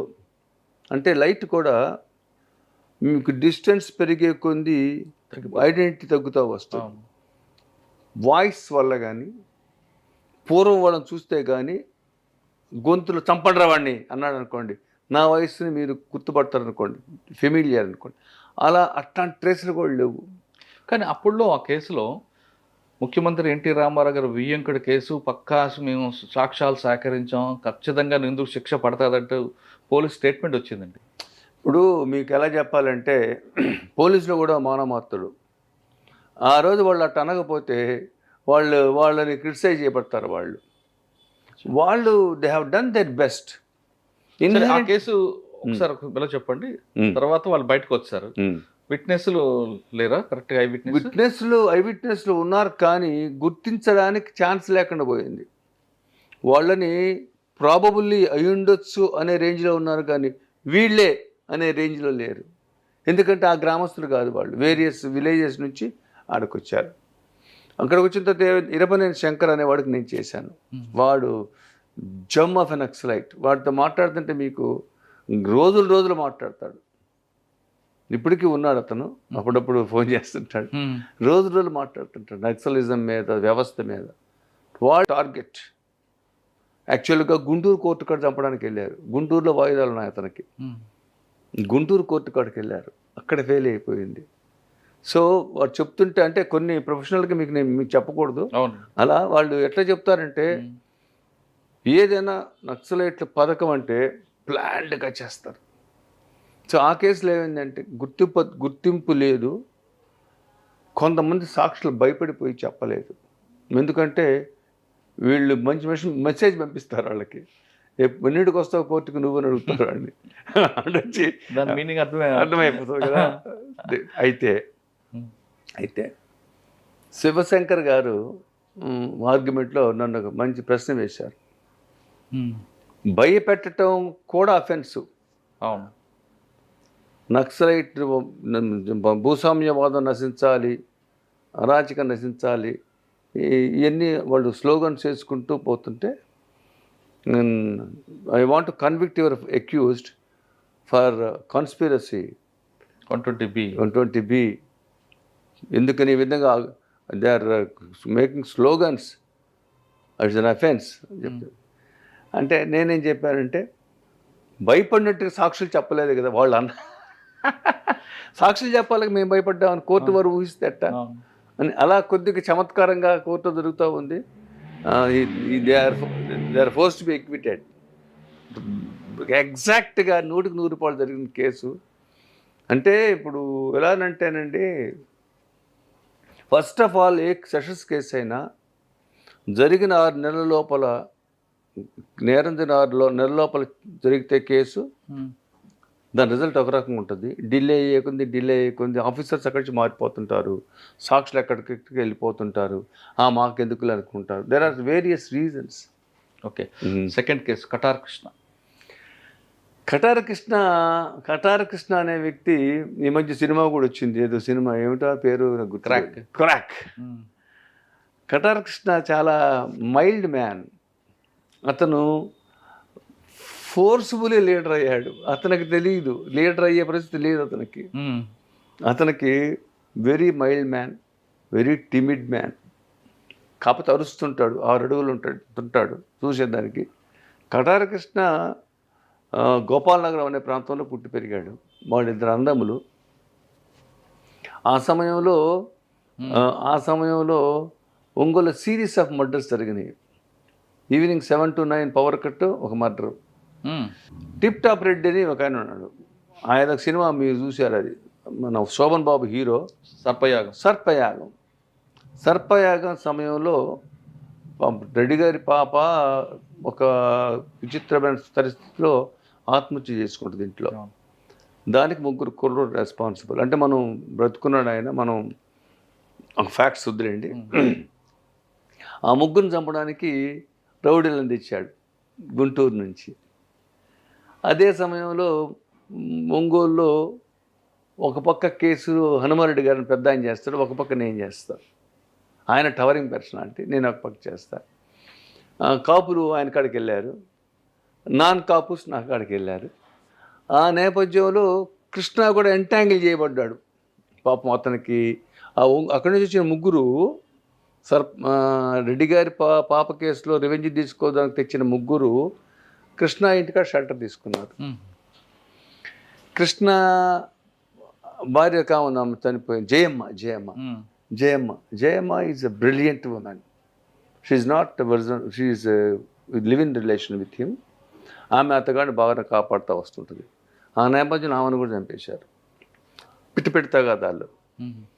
కృష్ణ అనే అతనికి పాపం అతను షెల్టర్ ఇచ్చేందుకు వాళ్ళ వైఫ్ని చంపారు. ఆ 3 ఏం చేశారంటే, వచ్చిన వాళ్ళు టౌన్లో వేరే వాళ్ళని వెళ్ళి గెలకటం, తగాద పెట్టుకోవటం, ఒకళ్ళింటికి వెళ్ళటం, అమ్మాయి నీ తాళిబొట్టు కూడా తగిలించుకో, మీ ఆయన రేపు ఉండడని చెప్పటం. ఆ నేపథ్యంలో కృష్ణ వాళ్ళకి షెల్టర్ ఇచ్చాడని కృష్ణ మీద కూడా వ్యతిరేకతుంది. తర్వాత కృష్ణ కొంతకాలం జైలుకి వెళ్ళాడు. కృష్ణ జైలుకి వెళ్ళటం కృష్ణకు బూన్. ఈరోజు బతుకున్నాడంటే ఆ క్రూషియల్ పీరియడ్లో జైలుకి వెళ్ళాడు. దండేసిన కుర్రాడు ఉండేవాడు, వాడు కృష్ణకి ఎగనిస్ట్గా ఉండి తర్వాత ఎప్పుడు టిప్ టాప్ రెడ్డి ఇచ్చిన 3 కూడా చంపబడ్డారు ఒంగోలులోని. ఒకడు గుంటూరులో చంపబడ్డాడు. ఆ కేసు మళ్ళీ నేను గుంటూరు చేశాను. అందులో అక్విటల్ వచ్చిందండి. అక్కడ వచ్చింది. ఎలా అండి ఇంత కాన్స్పిరసీ కనిపిస్తుంది కదా మీకు? అంటే ఫస్ట్ ఆఫ్ ఆల్ ఏంటంటేనండి, మన న్యాయ వ్యవస్థలో అడ్వర్సేరియల్ సిస్టమ్ అంటాం. మన న్యాయ వ్యవస్థని అడ్వర్సేరియల్ సిస్టమ్ అంటే మీరు ఆపాదిస్తేనే మీరు రుజువు చేయాలా. ఈ సిస్టమ్ వల్ల ఏమవుతుందంటే ముద్దాయి మీద బర్డన్ పోయి ప్రాసిక్యూషన్ మీద పెరుగుతుంది. ప్రిన్సిపల్ విట్నెస్ నేను చూడలేదని కానీ చంద్ర అదే చూడలేదు అంటారు. కేసు బిల్డప్ చేసినప్పుడు బ్రహ్మాండంగా ఉంటుంది. ఇంకోటి ఏంటంటే క్రిమినల్స్ మీద మనం సాక్ష్యం చెప్తే మనం ఎలిమినేట్ చేస్తారేమో అదో భయం ఉంది. భయం. ఎందుకంటే వీళ్ళేవి న్యాయ వ్యవస్థ ప్రత్యేకంగా సాక్షి, వాడి బ్రతుకు, వాడి భార్య, వాడి బిడ్డలు, వాడు బ్రతకాలి కదా. అట్లాంటప్పుడు నీడేదో నేను చెప్పాలని వీడు అనుకోవటం వల్ల వీడి ప్రాణం పోద్ది. కానీ మన విట్నెస్ ప్రొటెక్షన్ ఒకటి ఉంది కదండి యాక్ట్. సార్ ఇప్పుడు చెప్పేదానికి ప్రాక్టికల్కి చాలా డిఫరెన్స్ ఉంటుంది. ఎంతకాలం ప్రొటెక్ట్ చేస్తారు చెప్పండి. మీకు ఒక మర్డర్ కేసు చెప్తా, ఇంకో మర్డర్ కేసు. పేరమెట్ట గ్రామంలో ఇక్కడ సూరా నాగేశ్వరుడు అని ఒకతున్నాడు. అతగాడు నా క్లయింట్. ఒక తగాదాలు వచ్చి ఇద్దరిని చంపేస్తారు. ఇది కారులో పాల వ్యాన్లో ఇద్దరు వస్తుంటే పాల ఫ్యాక్టరీ ముందు చంపేస్తారు. క్లయింటే మా క్లయింటే. ఇద్దరిని చంపారు స్పాట్లో, రోడ్డు మెట్ట బాడీస్. అప్పుడు మా పిస్టల్ ఉండవు అప్పట్లో, కత్తులు, గొడ్డళ్ళు, గండ్ర గొడ్డళ్ళు చంపేస్తారు. ఒకే ఒక ఐ విట్నెస్ ఉన్నాడు. మంచి కేసు. వాడు చెప్తే శిక్ష పడుద్ది. ట్రయల్ రేపనగా వీడిని చంపేశారు. అరే ఎవరిని? సాక్షిని. కేసు పోయింది. చంపింది ఎవరు? మీ వీళ్ళే. అంటే వాడిని ట్రై చేశారు కాంప్రమైజ్కి, వాడు ఒప్పుకోలేదు. అందువల్ల ఇక they have taken such a drastic step. అరే అలా ఉంటుంది. మీరు ఒక చిన్న సామెత చెప్తా, truth is stranger then fiction అనే ఒక సేయింగ్ ఉంది. Again I will come back. Truth is stranger then fiction. You can write a fiction but you cannot build up truth. కొన్ని వాస్తవాలు ఇంత విచిత్రంగా ఉంటాయంటే, truth is stranger then fiction అంటే అనూహ్యంగా జరిగిన మర్డర్స్ ఉంటాయి, అనూహ్యంగా. నిన్న కేసు కొట్టేసరి చెప్తా మీకు. వాడు ఇద్దరు అన్నదమ్ములు ఉంటారు, క్రిస్టియన్స్. ఒక అమ్మాయి వాళ్ళ భార్య, ఒక అమ్మాయి ఉంటుంది. అమ్మాయి కాస్త స్మార్ట్గా అందంగా ఉంటుంది. వాడొకడు అమ్మాయిని ప్రేమిస్తాడు. పెళ్ళైన తర్వాత కూడా ప్రేమిస్తాడు. పెళ్లి ముందు ప్రేమించాడు, పెళ్ళైన తర్వాత ప్రేమిస్తాడు. ప్రేమిస్తూ ఉంటే చెప్తే వాడు ఇన్లా వాడిని తీసుకెళ్ళి నజ్జుగా నరికి వదలబడేశారు. నజ్జు అంటే ఇంకేమిలే, without evidence, trace of evidence. ట్రయల్కి వచ్చింది. వచ్చేసరికి ఏమైంది, పోలీసు వాళ్ళు ఒక రకంగా బిల్డప్ చేశారు. అసలు లాస్ట్ సీన్ థియరీ కంపెనీ లేదు, కన్ఫెషన్ ఉంది, కన్ఫెషన్ వాడు హాస్టల్ అయ్యాడు. పక్కా మర్డర్ అది, పక్కా ప్లాన్డ్ మర్డర్, ఇమ్మాక్యులేట్గా చేసిన మర్డర్ అది. But the end of the day motive లేదు, లాస్ట్ సీన్ థియరీ లేదు, కన్ఫెషన్ నాట్ బిలీవ్డ్, కొట్టేశారు. ఎందుకు చేయలేదండి పోలీసు? ఇంత మీరు చెప్తున్న హిస్టరీ ఉంది కదా, అంటే మీకు ఎలా బిల్డప్ చేయడం ఫెయిల్ అయ్యారా, లేదా ఎవిడెన్స్ గ్యాదరింగ్లో ఫెయిల్ అయ్యారా?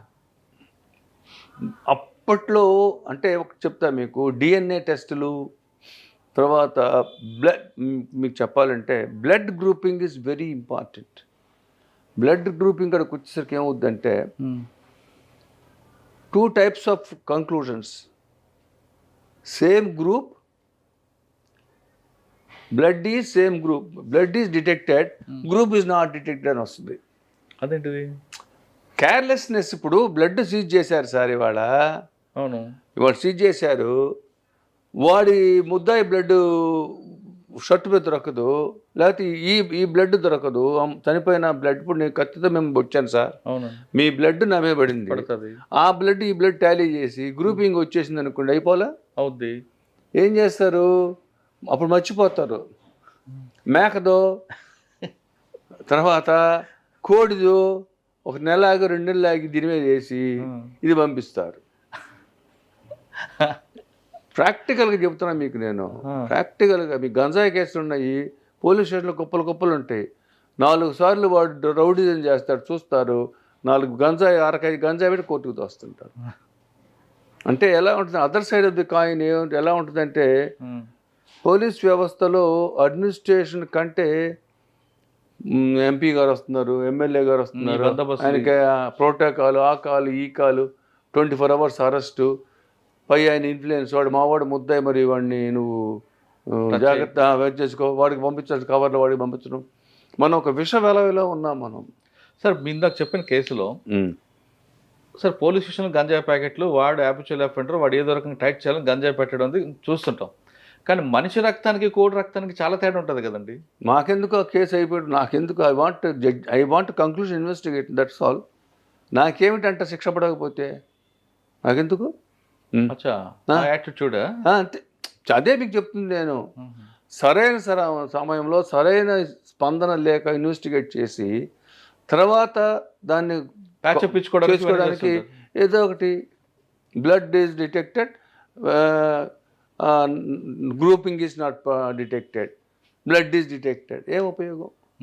ఇప్పుడు నైఫ్ ఉందండి, ఈ నైఫ్ ఇది కత్తికి రక్తం అయింది, దీన్ని ఏం చేయాలా, చుట్టూ అక్కడ ఉన్న మధ్యవర్తుల ముందు పేస్ట్ చేసి ఐడెంటిటీ స్లిప్స్ పేస్ట్ చేసి సంతకం పెట్టాలా, ఇది ఎస్ఐఆర్ పంపించాలా, ఎఫ్ఎస్ఆర్ పంపించాలా, అది వెనక్కి రావాలా.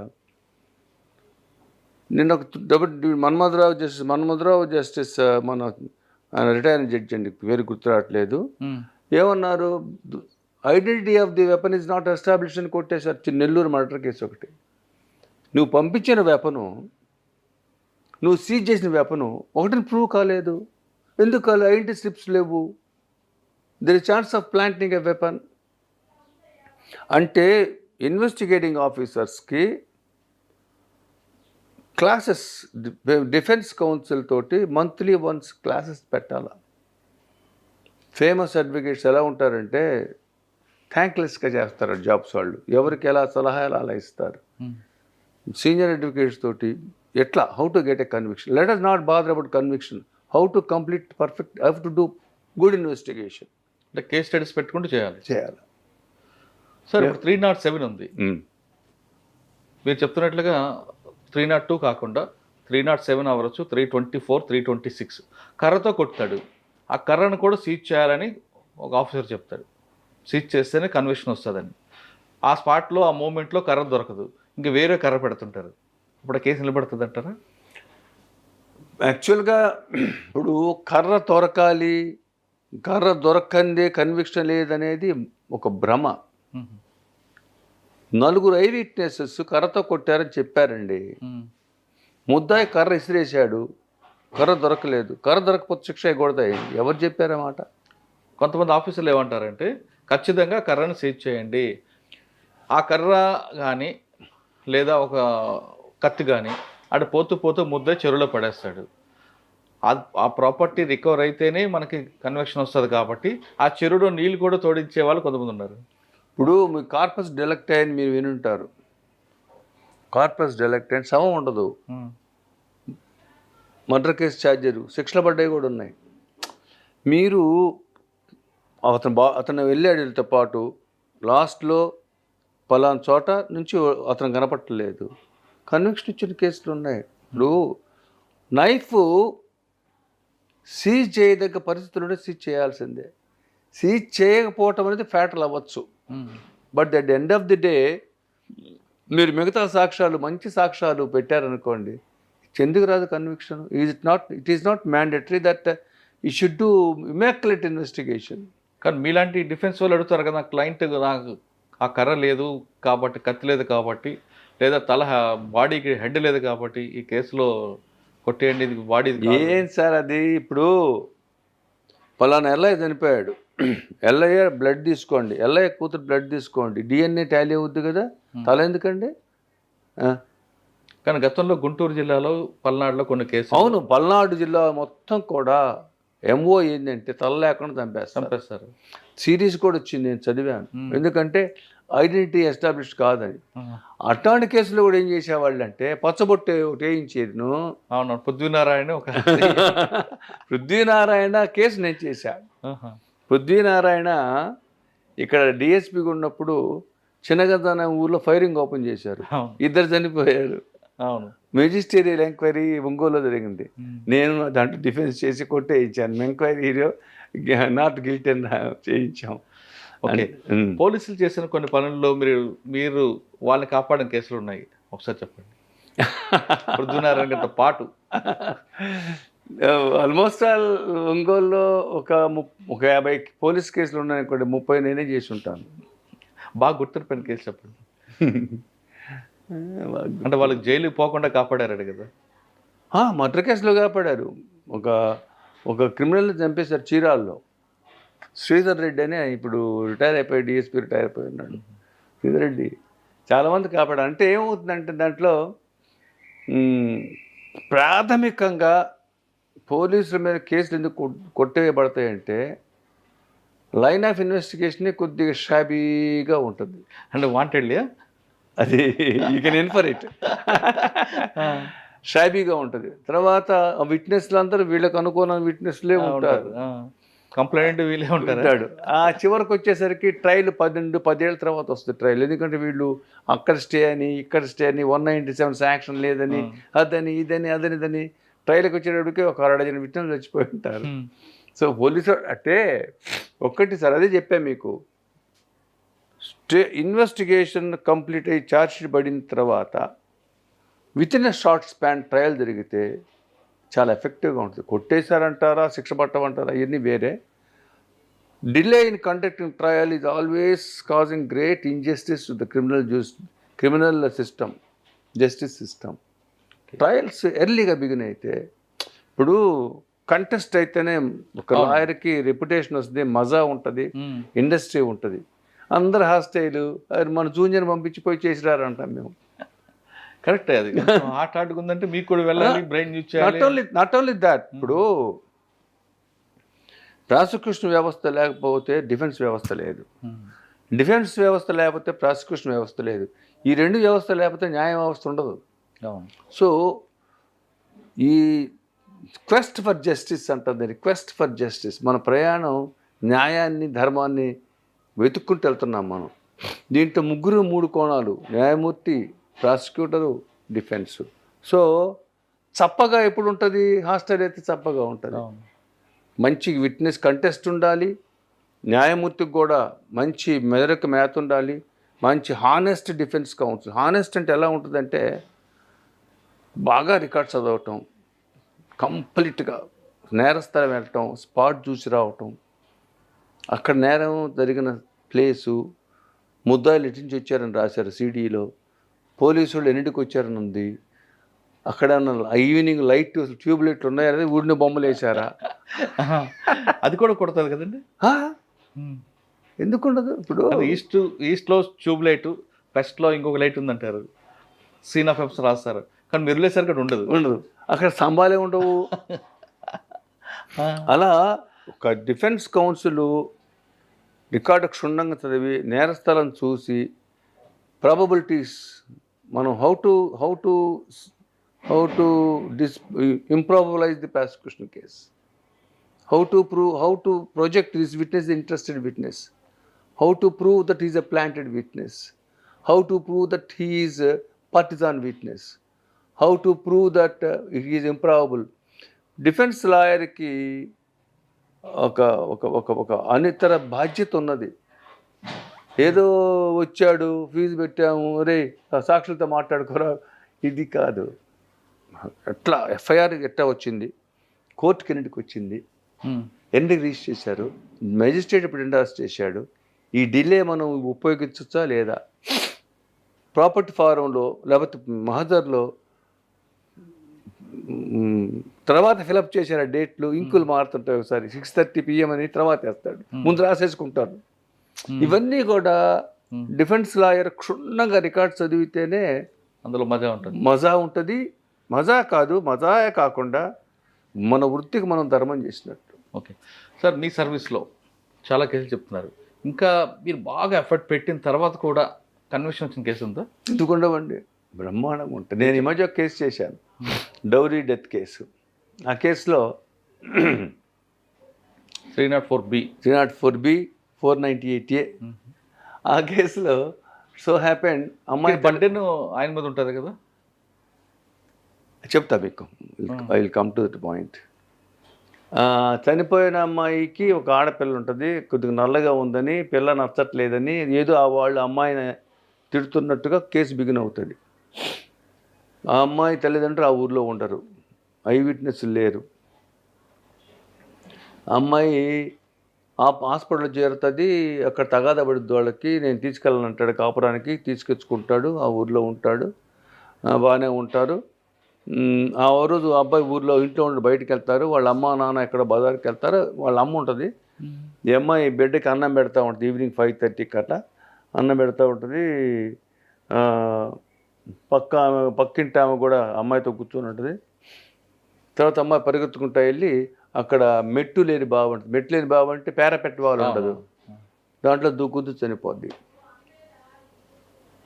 నా డిఫెన్స్ ఏంటంటే నేను డెవలప్ చేసింది తగాదాలు లేవు.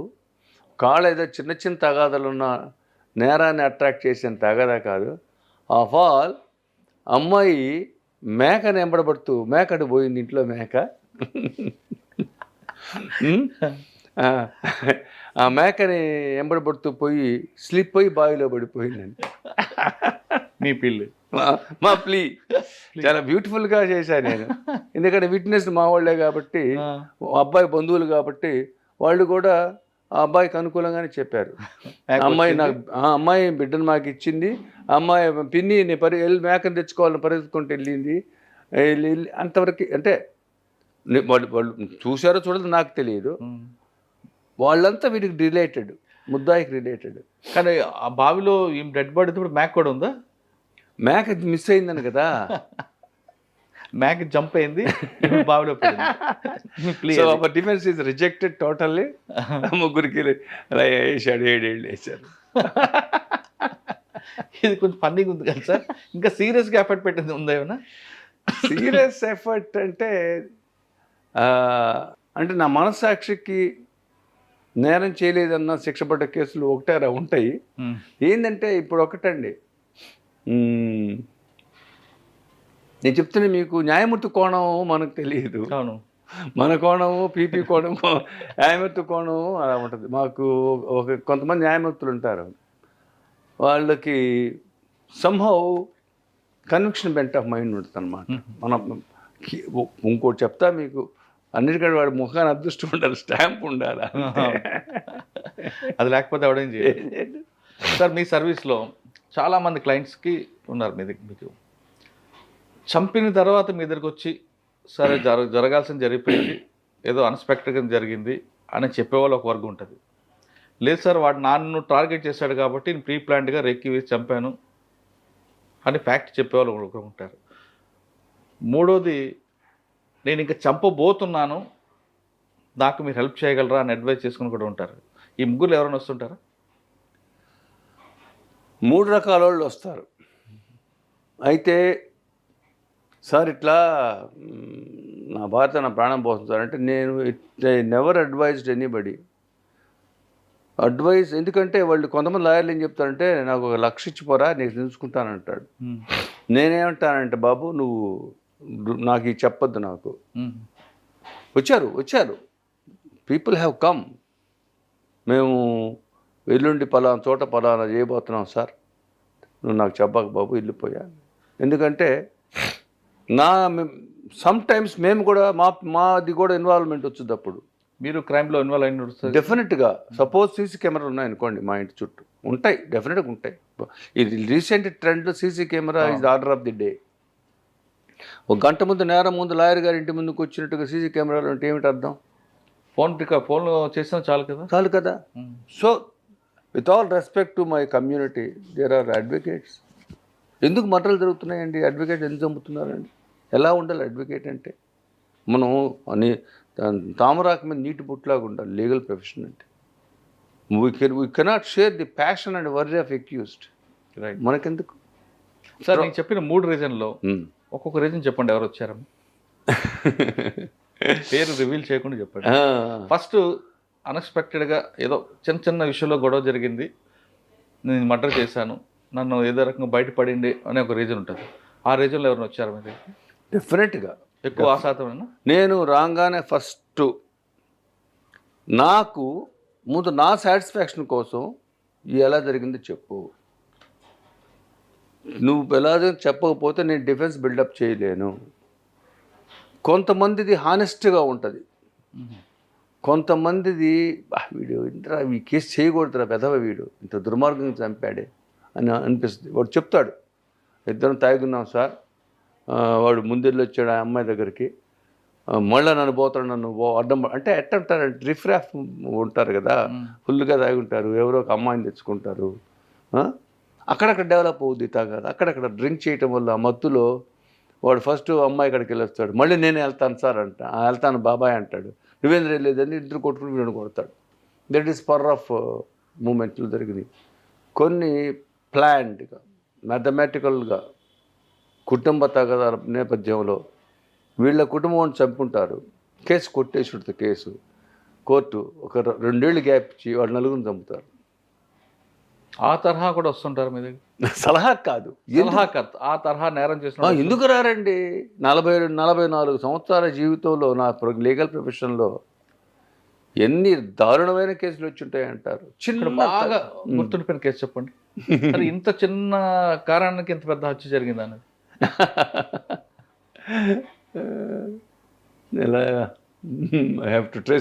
అది గుర్తు తెచ్చుకునేలోగా మీకు 3వ కేసు అడిగా, మీకు రేపు చంపబోతున్నాను సార్ నాకు హెల్ప్ చేయండి అంటే మీరు రావద్దని చెప్పారు. సమస్య లేదు, రైట్. ఇటువంటి నేరాలు చేసి మీ దగ్గరికి వచ్చిన తర్వాత సాధారణంగా ఒక సామెత ఉంటుందండి, డాక్టర్ దగ్గర అడ్వకేట్ దగ్గర నిజం చెప్పాలి, డాక్టర్ దగ్గర నిజం చెప్పితే పైకి పోతాం, లాయర్ దగ్గర నిజం చెప్పితే జైలుకి వెళ్తాం అని. మీకు ఆ క్లయింట్ చెప్పేటప్పుడు అందులో ఫ్యాక్ట్స్ తెలిసిపోతుంటే నిజం చెప్తున్నాడా అబద్ధం చెప్తున్నాడని? ఖచ్చితంగా వాడు కళ్ళు చూస్తే నేను చెప్పేస్తాడు, వీడు నిజం చెబుతున్నా అబద్ధం చెబుతున్నాడు. వాడు చెప్తున్నాడు అనుకోండి, నాకు వాడి కళ్ళల్లో వాడు గిల్టీ ఫేస్ నాకు అర్థమైపోతుంది. ఎందుకంటే హానెస్టీగా వాడు చెప్తుంటే దాంట్లో ఒరబడి వేరే ఉంటుంది, బిల్డప్ చేసి చెప్పేది వేరేగా ఉంటుంది. బిల్డప్ చేసి చెప్పేవాడు కూడా ఎదురవుతున్నప్పుడు మీకు ఏమనిపిస్తుంది అండి? ఏమనిపిస్తుంది అని వీడు జైలుకి వెళ్తాడు అనిపిస్తుంది ఖాయంగా. వాడికి అప్పుడే చెప్పేస్తారని పోతారా? చెప్తాను ఇంకోటి, అది కరెక్ట్గా మీరు అడిగారు. లాయర్ ప్రొఫెషన్లో ఎథిక్స్ ఇస్ వెరీ ఇంపార్టెంట్. నీకెందుకు నేను కొట్టేయిస్తా అనేది ఏ లాయర్ జీవితంలో చెప్పకూడదు. ఎందుకంటే లాయర్ కాదు అంటే ఏమవుతుందంటే వీడు దాన్ని ఆసరాగా తీసుకొని చాలా క్యాజువల్గా ఉంటాడు లైఫ్లో. ప్లస్ ఏంటంటే మరొక అవకాశం కూడా ఉపయోగించుకుంటాడు. లాయర్ ఏం చెప్పాలంటే, బాబు నీ కేసు ఫ్యాక్ట్స్ చదివాను, పర్వాలేదు, కష్టపడితే బయటకు వస్తావు, నీ కేసు ఫ్యాక్ట్స్ చదివాను, వెరీ టైట్ కేస్, నీ కేసు ఫ్యాక్ట్స్ చదివాను, అరే నా వల్ల కదరా నేను చేస్తా, ఇలా చెప్పాల. An assurance by an advocate is the last thing to be done by him. You should not give assurance. ముద్దాయితో కూర్చోవటం, ముద్దాయితో క్లోజ్గా ఉండటం, ముద్దాయితో సరదాగా ఉండటం అంటే నేను చెప్పకూడదు. కొన్ని సరదాలనే వారితో క్లోజ్గా ఉండటం, వాడి ముద్దాయితో పాటు షాప్స్కి వెళ్ళటం, డ్రింక్ షేర్ చేయటం మోస్ట్ అన్వారంటెడ్. యంగర్ జనరేషన్కి వచ్చిన ప్రాబ్లం అది. ఇప్పుడు అది మీకు సందర్భం వచ్చినప్పుడు చెప్తాను. ఓకే, సో మీకు తీసుకున్న కేసుల్లో ఇంకా సంచేషన్ కేసు చెప్పండి. చాలా ఉన్నాయి మీకు 44 సంవత్సరాల్లో. అంటే అందులో పొలిటికల్ మోటివేట్ కూడా ఉంటాయి. ప్రకాశం జిల్లా అనగానే రాజకీయ నాయకుల కనుసనలో జరిగే హత్యలు ఉన్నాయి.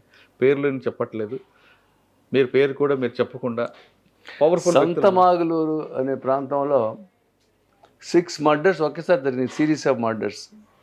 ఆ కేసు చేశాను నేను. చంపుకుంటూ పోతారు ఇంటి చుట్టూ, 6గురిని చంపుతారు ఒకే రోజు with in span of 1 hour. Blood shed, ఊరంతా బ్లడ్ షెడ్. పొలిటికల్ మోటివే. ఇప్పుడు నేను చెప్పేది 90s, అబౌట్ 30 years బ్యాక్. చాలా నేను రామచౌదరి గారు చేశాం, నేను రామచౌదరి గారు సీనియర్స్ మొత్తం చేశాం. అందరూ తక్కువ వీడియోలేదు, అన్న లైఫ్ పడింది అందరికీ. అవునా? అంటే దాంట్లో తమాషా ఏంటంటే ఛార్జెస్ ఫ్రేమ్ చేశారు కదా, 2 మర్డర్ ప్రూవ్ కాలేదు, సిరీస్ ఆఫ్ మర్డర్స్ అలా చంపుకుంటూ వెళ్తారు. 2 మాత్రం కొట్టేశారు, 2 ఛార్జెస్, 4 ఛార్జెస్ ఎక్స్ట్రా వేశారు. అది ఎంత దారుణంగా ఉంటుందంటే, నేను ఆ రామచౌదరి గారు సీనా చూడడానికి పోతే we have to run away, we are almost chased by the other side. మేము ఒక బంగ్లాకి వెళ్ళాం, కూర్చున్నాము, వాళ్ళు కర్రలు తీసుకుని వచ్చేసారు. ఎవరు? Prosecution party. మేము నీట్గా వచ్చేసాం. అంటే గ్రామ తగాదాలు ఎట్టుంటాయి, గ్రామ కక్షలు ఎట్టుంటాయంటే, గ్రామ కక్షలు 2 రకాలు.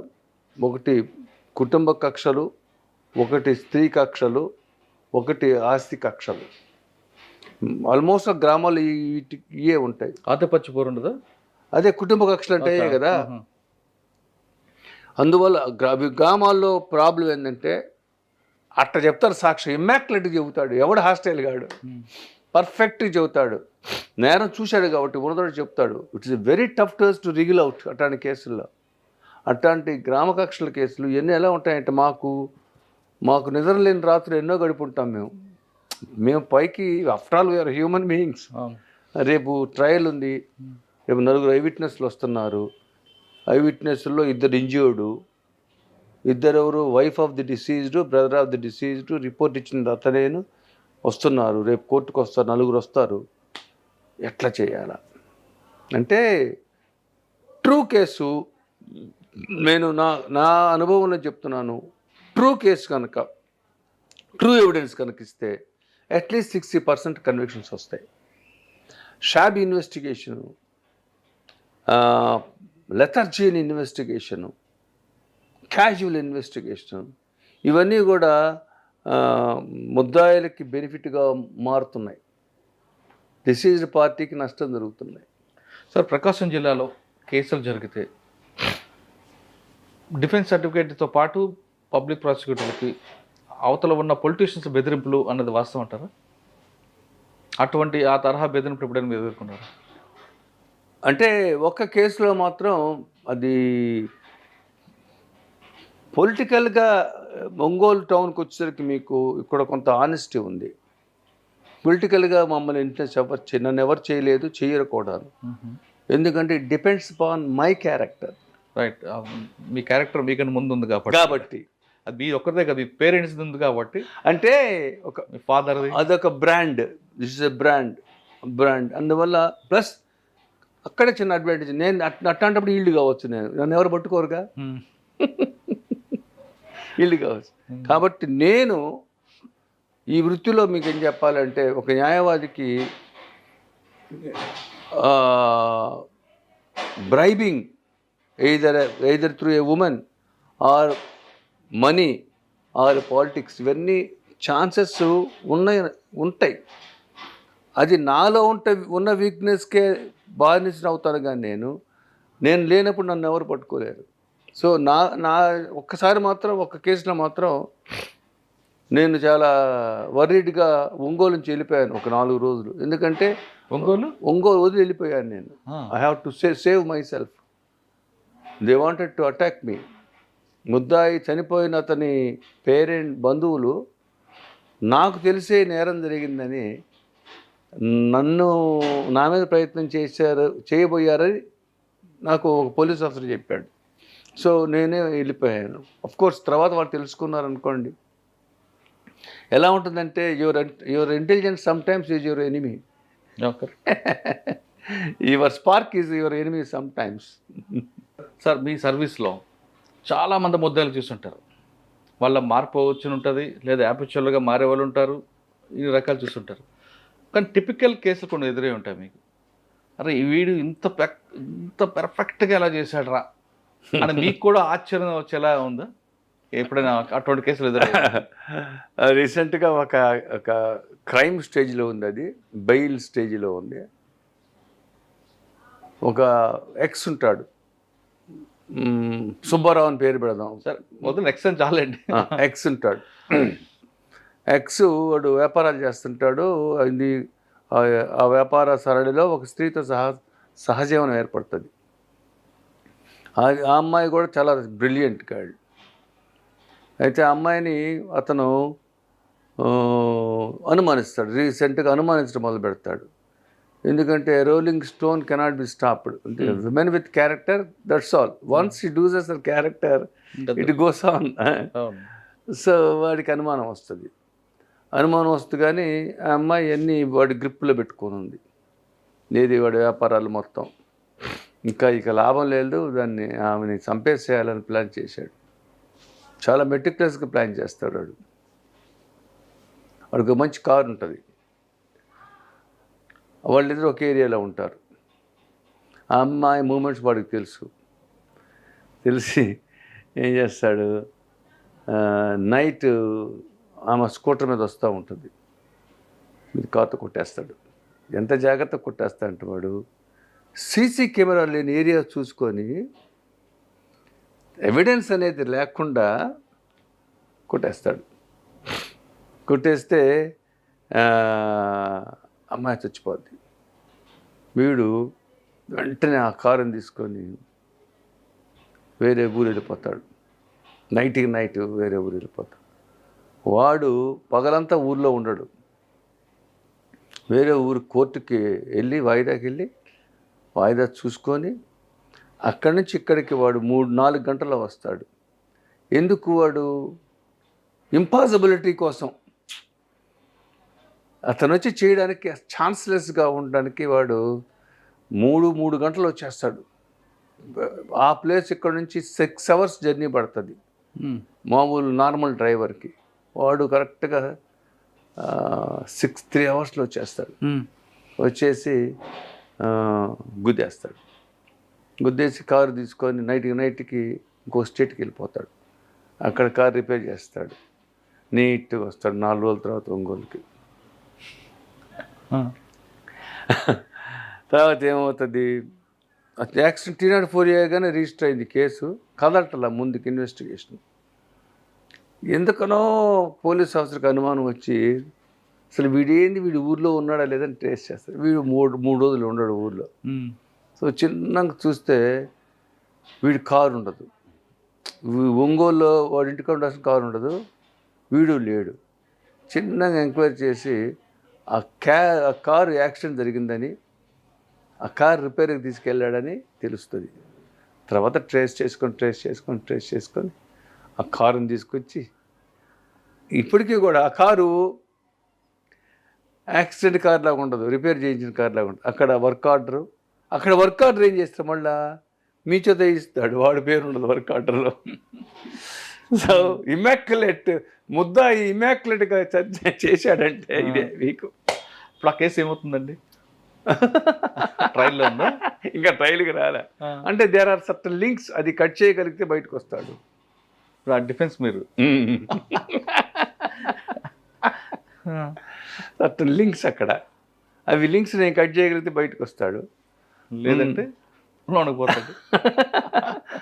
అంటే అది ఎలా ఉంటుందంటే సార్, ఒక విచిత్రమైన విషయం చెప్పాలి మీకు.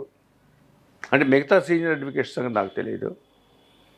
మనం ప్రిపేర్ అయ్యి కోర్టుకి వెళ్ళిన దాకా మన మైండ్లో ఉండే కేసు ఒకటి ఉంటుంది, బాక్స్లో సాక్షి ఎక్కిన తర్వాత మారిపోతుంటుంది. వాడి పెర్ఫార్మెన్స్కి మనం ఫలాని అడగాలి అని వెళ్తాం, వాడు తీరా బాక్స్లోకి వచ్చి మనం అడుగుదాం అనుకున్న ప్రశ్నలకి సమాధానం వచ్చే చెప్పడు, వాడు వేరే కేసు చెప్తాడు. So we have to modulate our defence, we have to change our defence. కొంతమంది ప్లేటర్లు ఏం చేస్తారంటే, నేను రాసుకెళ్ళింది అడగాలి అంతే, వాడు ఏం చెప్పిన నాకు సంబంధం లే, నా వర్షం నాదే. That is not advocacy. బాక్స్లోకి ముద్ద సాక్షి వచ్చి చెప్పిన అక్కడ నుంచే కేసు బిగిన్ అవుతుంది. నీ బ్రెయిన్లో ఉందంతా నీ బ్రెయిన్లో ఉంచుకోవాలి. అండ్ వెరీ వెరీ ఇంపార్టెంట్లీ,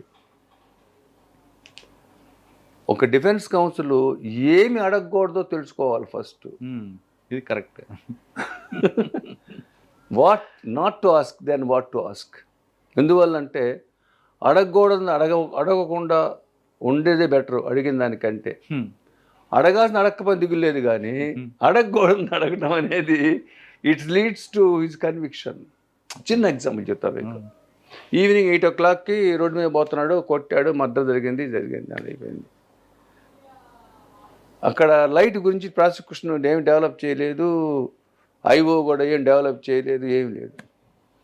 నేను లేచి యాంగ్జైటీలో ఎడ చూసావంటే లైట్ ఉంది అంటాడు వాడు. మీరే ఇచ్చారు light. So defence council must know what not ask than what to ask. ఏది అడగలేదు అడగాలి, అడగపోయిన నష్టం లేదు, నష్టం లేదు, కానీ అడగకూడదు. సార్, కొంతమంది పోలీస్ ఆఫీసర్లు కేసు బిల్డప్లో ఎక్కువ విట్నెస్లు పెట్టి మొత్తం దానివల్ల బాగా కన్విక్షన్ వస్తుందని పెట్టడం వల్ల నష్టం జరుగుతుందా, లాభం జరుగుతుందా? చాలా వరకు ఇది సిఐడి కేసులో మీరు చూస్తుంటారు. సిఐడి వేసి ఛార్జ్షీట్లో 90, 70, 80, 314, 418 ఇక్కడ కాగితం కొన్నాడు కదా, అమ్మినోడిని సాక్షి చేసుకుంటాడు, కాగితం తయారు చేసే కంపెనీని సాక్షి చేసుకుంటాడు, ఆ డ్రైవర్ని సాక్షి చేసుకుంటాడు, ఆ లారీని సాక్షి చేసుకుంటాడు. ఒక యాంగిల్కి 10 మందిని చేస్తారు.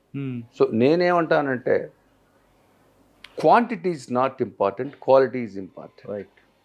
ఇప్పుడు నలుగురే సాక్షులు ఉన్న కేసులు శిక్ష పడ్డాయి ఉన్నాయి, 40 మంది ఉన్న కేసులు సాక్షులు ఉందంటే కొట్టేసినవి ఉంటాయి. మీరు what you have to project, that is important. కాకపోతే ఏంటంటే ఈ police officers lack of investigating అంటే చాలా క్లాసులు జరుగుతుంటాయి, వాళ్ళకి ఇన్వెస్టిగేషన్ మీద చెబుతుంటారు. ప్రాక్టికల్గా వచ్చేటప్పటికి వాళ్ళు ఏం చేయాలంటే ఎప్పుడైనా సరే ఎక్విటల్ జడ్జిమెంట్స్ని డిస్కస్ చేయాలా? అది సేమ్ కదా, మేము కన్వెన్షన్ చూపిస్తాం.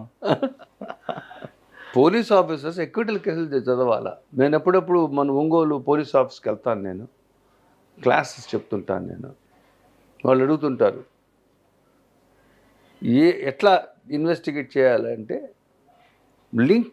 కరెక్ట్గా లింక్ జరుగుతూ పోవాలి. దానికి ఏం చేయాలి? మీరు ఎక్విటల్ జడ్జిమెంట్స్ తెచ్చుకోండి కోర్టుకు వెళ్ళి.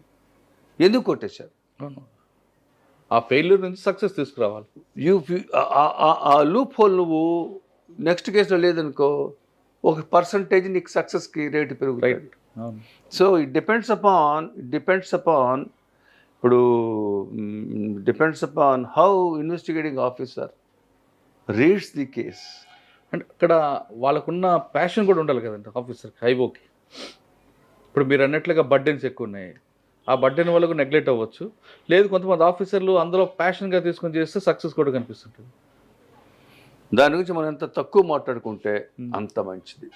ఎందుకంటే పోలీస్ వ్యవస్థ అహర్నిశలు మనల్ని కాపాడడానికి ఉన్న వ్యవస్థ అయితే, అదే పోలీస్ వ్యవస్థ నిర్వీర్యం చేసే వ్యవస్థ కూడా తయారవుతుంది. సో ఏ యాంగిల్ని మనం కోరుకుంటామంటే కాపాడే వ్యవస్థను కోరుకుంటాం. నిర్వీర్యం చేసే వ్యవస్థ ఎందుకు చేస్తుందంటే కర్ణుడి చావుకి 100 కారణాలు అంటారు అని. There are hundreds of reasons why prosecutions are failing. Okay sir, న్యాయ వ్యవస్థ చనిపోతుంది, మరుగున పడిపోతుంది అని చాలామంది అంటుంటారు. సీనియర్లో జరుగుతుందంటారా, లేదు వస్తున్న జనరేషన్లో జరుగుతుందంటారు? రినైజెన్స్ మీరు వినుంటారు. ఏదైనా అటు లేసి పడాల్సిందే, లేవాల్సిందే. ఇప్పుడు మనం అడుక్కున్న పడుతుంది. ఎందుకు పడుతుంది అంటే విలువలతో పడిపోతున్నాయి అంటుంటారు. మీరు కొద్దిగా కీన్గా అబ్జర్వ్ చేస్తే కొద్దిగా సీనియర్ అడ్వకేట్స్ అనేవాళ్ళు వయసు రీత్యా మరుగైపోతున్నారు. యంగర్ జనరేషన్కి సీనియర్ జనరేషన్కి పెద్ద గ్యాప్ వచ్చేసింది. సో ఈ గ్యాప్లో ఏమవుతుందంటే సీనియర్స్ తప్పు ఉంది, జూనియర్స్ తప్పు ఉంది. సీనియర్స్ ఏంటంటే మీరు జూనియర్ అడ్వకేటు, బాబు ఇది రికార్డ్ తీసుకెళ్ళి ఇగో చదువుకొని చేసుకొని చెప్తున్నాను నీకు పాయింట్స్ రాసుకోరా, క్రాస్ చేయరా అని ఈయన చెప్పట్లేదు. ఆ బాబు కూడా ready, not ready, pass over 3 ఉంటాయి. సో ఆడక్కడ లిమిట్ అవుతున్నాడు. తర్వాత ఇంపార్టెంట్ ఏంటంటే నన్ను చూసి మోహన్ దాసు పెద్ద ఆయన కారు ఉంది, ఆయన బొబ్బలే ఉంటాడు, ఆయనలా ఉండంటే ఏం చేయాలి? ఈ ప్రయాణం నీకు తెలియదు, నువ్వు ప్రయాణం చూడవు, నన్నే చూస్తున్నావు. సో ఏం చేస్తున్నారంటే స్లిప్ షాట్ ఎర్నింగ్. నిన్న ఒంగోలులో మొన్న 6 కేసులు రిజిస్టర్ అయినాయి ఒక న్యాయవాది మీద. ఈ షూరిటీ సర్టిఫికేట్స్, ఫ్యాబ్రికేట్ సర్టిఫికేట్స్ కోర్టులో ప్రొడ్యూస్ చేశాడు. న్యాయవాది దొంగ షూరిటీలను పెట్టి ముద్దాన్ని రిలీజ్ చేస్తున్నాడు. ఆ షూరిటీలని వెరిఫికేషన్ పంపిస్తే ఫాల్స్ అని వచ్చినాయి. అలా ఉండొచ్చా? వాడని తీసుకుంటాడు కేసుకి రెడీమేడ్ బెయిల్ అంటారు దాన్ని, లేటెస్ట్ భాషలో రెడీమేడ్ బెయిల్. జామీందారులు వాడే, బెయిల్ వాడే, సర్టిఫికేట్ వాడే 50,000, 50,000 రెడీమేడ్ బెయిల్. మాకు ఆ రోజుల్లో 1000 రూపాయలు అడిగితే వీడు ఇస్తాడో ఇవ్వడో, వీడు పంపేదోళ్ళలాగా ఉన్నాడే అని మేమనుకుంటే, ఈరోజు రెడీమేడ్ బెయిల్ గంజాయి కేసు ఉందనుకోండి, 2 lakhs, 3 lakhs, 2 lakh, 1 lakh గంజాయి బెయిల్. రెడీమేడ్ షూరిటీస్, ఇక్కడ కాదు హైకోర్టు తెస్తాం. అంటే వ్యవస్థ మీరు చెప్పినట్టు స్లిప్ షార్ట్ ఎర్నింగ్కి వెళ్ళిపోతుంది. Slip short earning. ఒక 50 లక్షలు సంపాదించాడండి, రెడీమేడ్ బెయిల్ పెట్టి అయిబెట్టు, అది దిగిలే ఉంది వాడికి. ఇంకేంటి యాక్సిడెంట్ కేసులు, అది మరీ దారుణంగా ఉన్నాయి. ఒక కొత్త పెళ్లి కొడుకు ప్లేడరు ఒక 20 లక్షలు కట్నం ఇచ్చాడు అత్త మామ, ఆ 20 లక్షలు తెచ్చాడు. ఒక పోలీస్ స్టేషన్లో నెలకి 25,000 ఎంత ఇస్తాడు చుట్టూ ఏరియాలో. ఏ యాక్సిడెంట్ జరిగినా కూడాను వాడికి ఫోన్ చేస్తారు. వీళ్ళని డిసీజ్డ్ పార్టీలో వీళ్ళని అంబులెన్స్ చేజర్స్ అంటారు. అవును. వీళ్ళు డిసీజ్డ్ పార్టీ వాళ్ళ ఇంటికి వెళ్ళి వీడు కూడా ఏడుస్తాడు కాసేపు, ఎందుకైనా మంచిదని. వీడు కన్నీళ్ళు పెట్టుకొని కూడా మనకి 50,000 ఇచ్చి వెంటనే 1,00,000 ఇచ్చి ఒక నోట్ రాయించుకొని ఒక కేసు తెచ్చుకుంటారు. So this legal profession has become a commercial entity. Sir మీరు రోడ్ యాక్సిడెంట్ చెప్తున్నారు, డ్రంక్ అండ్ డ్రైవ్లో కూడా అటువంటి అడ్వకేట్స్ కనిపిస్తుంటారు. ఎంత తక్కువ చెప్పాలి. ఇప్పుడు ఏంటంటే సార్, నాకు తెలిసి నేను కలర్ డ్రెస్ వేసుకొని కోర్టుకి వెళ్ళినటువంటి రోజు లేదు. ఈరోజు ఎర్ర చొక్కా, నిన్న న్యాయమూర్తి, సుప్రీంకోర్టు న్యాయమూర్తి ఒక లాయర్ జీన్స్ వేసుకొస్తే ఏందబ్బా ఆయన అరుస్తుంటే జీన్స్ వేసుకోకూడదు ఎక్కడుందని అడిగాడు న్యాయమూర్తిని. So we're in such a state. ఇప్పుడు పోలీస్ వాళ్ళు ఆ డ్రెస్ ఎందుకు వేసుకుంటారంటే వాళ్ళని పోలీసుని గుర్తించాలి.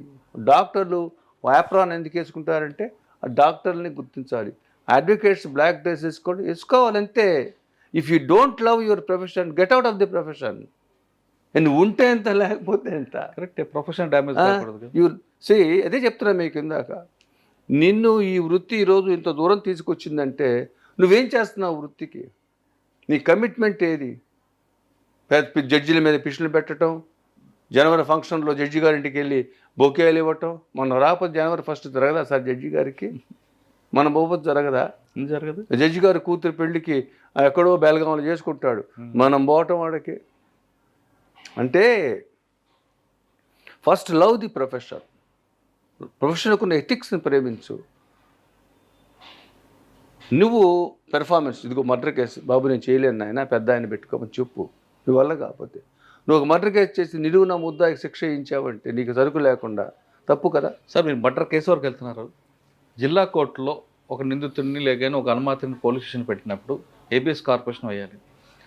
కానీ అది అక్కడ కాదు, హైకోర్టు తీసుకువెళ్ళి హైకోర్టు వరకు తీసుకొచ్చి ఆ క్లయింట్ దగ్గర డబ్బులు తీసుకొని ఇక్కడ కాదు కింద కోర్టు కనుక పంపిస్తుంటే అటువంటి అడ్వకేట్లు ఏం చేయాలి సార్? 97 సిఆర్పిసి కింద search warrant simplest wife of the person who is taken to custody affidavit ఇవ్వటం. పొద్దున్నే 2 o'clock 3 o'clock advocate commission appoint చేస్తారు, 5 o'clock పోలీస్ స్టేషన్కి వెళ్ళచ్చు. లోకల్ మెజిస్ట్రేట్ చేస్తారు కదండి. అదే నేను చెప్పింది. కానీ అడ్వకేట్స్ వాళ్ళకి రాంగ్ గైడెన్స్ ఇస్తూ హైకోర్టు తీసుకొస్తారు కదా. ఎందుకు చెప్పండి? పేమెంట్ కోసం కాదు, వీడితంతాడు ఎస్ఐ రేపు కేసులు ఇవ్వడు వీడికి. ఇప్పుడు లోకల్ పోలీసు ఏం చేస్తాడంటే వీడికి లైజాన్ ఉంటుంది. సో ఆ పోలీస్ స్టేషన్లో 324లు 304Aలు ఉంటాయి. సో వాడికి రావాలా? నీ పోలీస్ స్టేషన్ మీద నేను సెర్చ్ వారెంట్ వేస్తే నాకు కూడు ఉండదు కదా సార్. పోలీస్ ఆఫీసర్ అయినా ఫైటింగ్ లాయర్నే ప్రేమిస్తాడు కానీ పక్కలేసే లాయర్ని ప్రేమించాడు. There are advocates who try to take police officers to bars, restaurants and to create many facilities. Okay sir, ఫైనల్గా వద్దామండి. ఈ ప్రొఫెషనల్లో అనేది ఇది ఒక అద్భుతమైనది. దీనికి ఇది నోబెల్ ప్రొఫెషన్, దీన్ని ఎవరు కాదనలేరు, చేయలేరు. సీనియర్స్ అయినా రిటైర్ అయిన తర్వాత కూడా చదువుతుంటారు, నిత్య విద్యార్థి అనేది. కానీ కొంతమంది మేము సీనియర్స్ మాకు అవసరం లేదు అనుకుంటూ ఇప్పుడున్న ల్యాప్టాప్లు ట్యాబ్లతోనే కాలం గడుపుతున్న వాళ్ళకి మీరు ఇచ్చే మెసేజ్. ఒకప్పుడు మీలాంటి వాళ్ళు సీనియర్ దగ్గర కూర్చున్నప్పుడు మీ నాన్నగారు ఉన్నారు కానీ రాత్రి 10 గంటల వరకు ఉంటూ ఒక్కొక్క జడ్జిమెంట్ కాపీని కూడా చదివే రోజులు ఉండేవాడు. అంటే ఒక జడ్జికి 3 ఎలాగుంటుంది ఒక సెక్షన్లో అనేది అందులో తెలుస్తుంది. అంత పర్ఫెక్ట్గా వచ్చే ట్రైనింగ్ వచ్చే వాళ్ళు ఇప్పుడు అంత లేకుండా ఏదో అన్ప్రొఫెషనల్గా చేస్తున్న వాళ్ళకి మీరు ఇచ్చే మెసేజ్? ఒకటేనండి, నేను ఒక ప్రొఫెషన్ కంటే ఫస్ట్ ఆఫ్ ఆల్ నువ్వు ఒక హ్యూమన్ బీయింగ్ అని గుర్తుంచుకోవాలి. లాయర్ అనేవాడు హ్యూమన్ బీయింగ్ అని గుర్తుంచుకోవాలి. What ever profession you opt పక్కన పెట్టండి, నీకు నైతిక విలువ, నిబద్ధత, కష్టపడే తత్వం డెవలప్ చేసుకోవాలి. What ever profession you opt. Because మీరు ఉన్నారు, అవును. మీరు ఎక్కడి నుంచో వచ్చారు. ఎందుకు వచ్చారు? బికాస్ మీకు అజ్జీలు ఉంది. ముందు మనిషికి అజ్జీలు ఉండాలా. న్యాయవాద వృత్తి తీసుకోవాలంటే ఒకటే, either to be on top or get out. Either to be on top or get out. మా నాన్నగారు నాకు చెప్తుండేవాళ్ళు, the top berth is always vacant అని. ఎందుకని? ఎవరు ట్రై చేయరు కాబట్టి. సో ఈ లీగల్ ప్రొఫెషన్లో ఉండాలంటే బీద బిక్కి రోడ్డు యాక్సిడెంట్ వాళ్ళు, ఏమండి చిన్న చిన్న పిల్లలు పడి చచ్చిపోతుంటారు, టైర్ల కింద పడి చచ్చిపోతుంటారు, యాక్సిడెంట్లు అవుతుంటాయి, ఆస్తులు తగాదాలు, తప్పుడు కేసులు పెడుతుంటారు, కూటికి జరగని వాడిని విక్టిమ్గా చేర్చి డ్రైవర్ని పెడతారు గంజాయి కేసుకి, వాడిని పట్టుకుంటారు. అసలోడేమో హైదరాబాద్లో ఉంటాడు. వాళ్ళకి మనం దేవుళ్ళమే. మనం ఎలా ఉండాలి? మనకు నైతిక విలువ ఉండాలి. 20,000 reading charges, preparation charges 40,000, typing 20,000, documentation, translation, అది ఇది వాడికి 5 లక్షలు కొడతాడు. 11 బావు రాగానే I'm sorry brother, your case is not admitted అంటాడు. సార్ ఒకటే సార్ ఈ వృత్తిలో,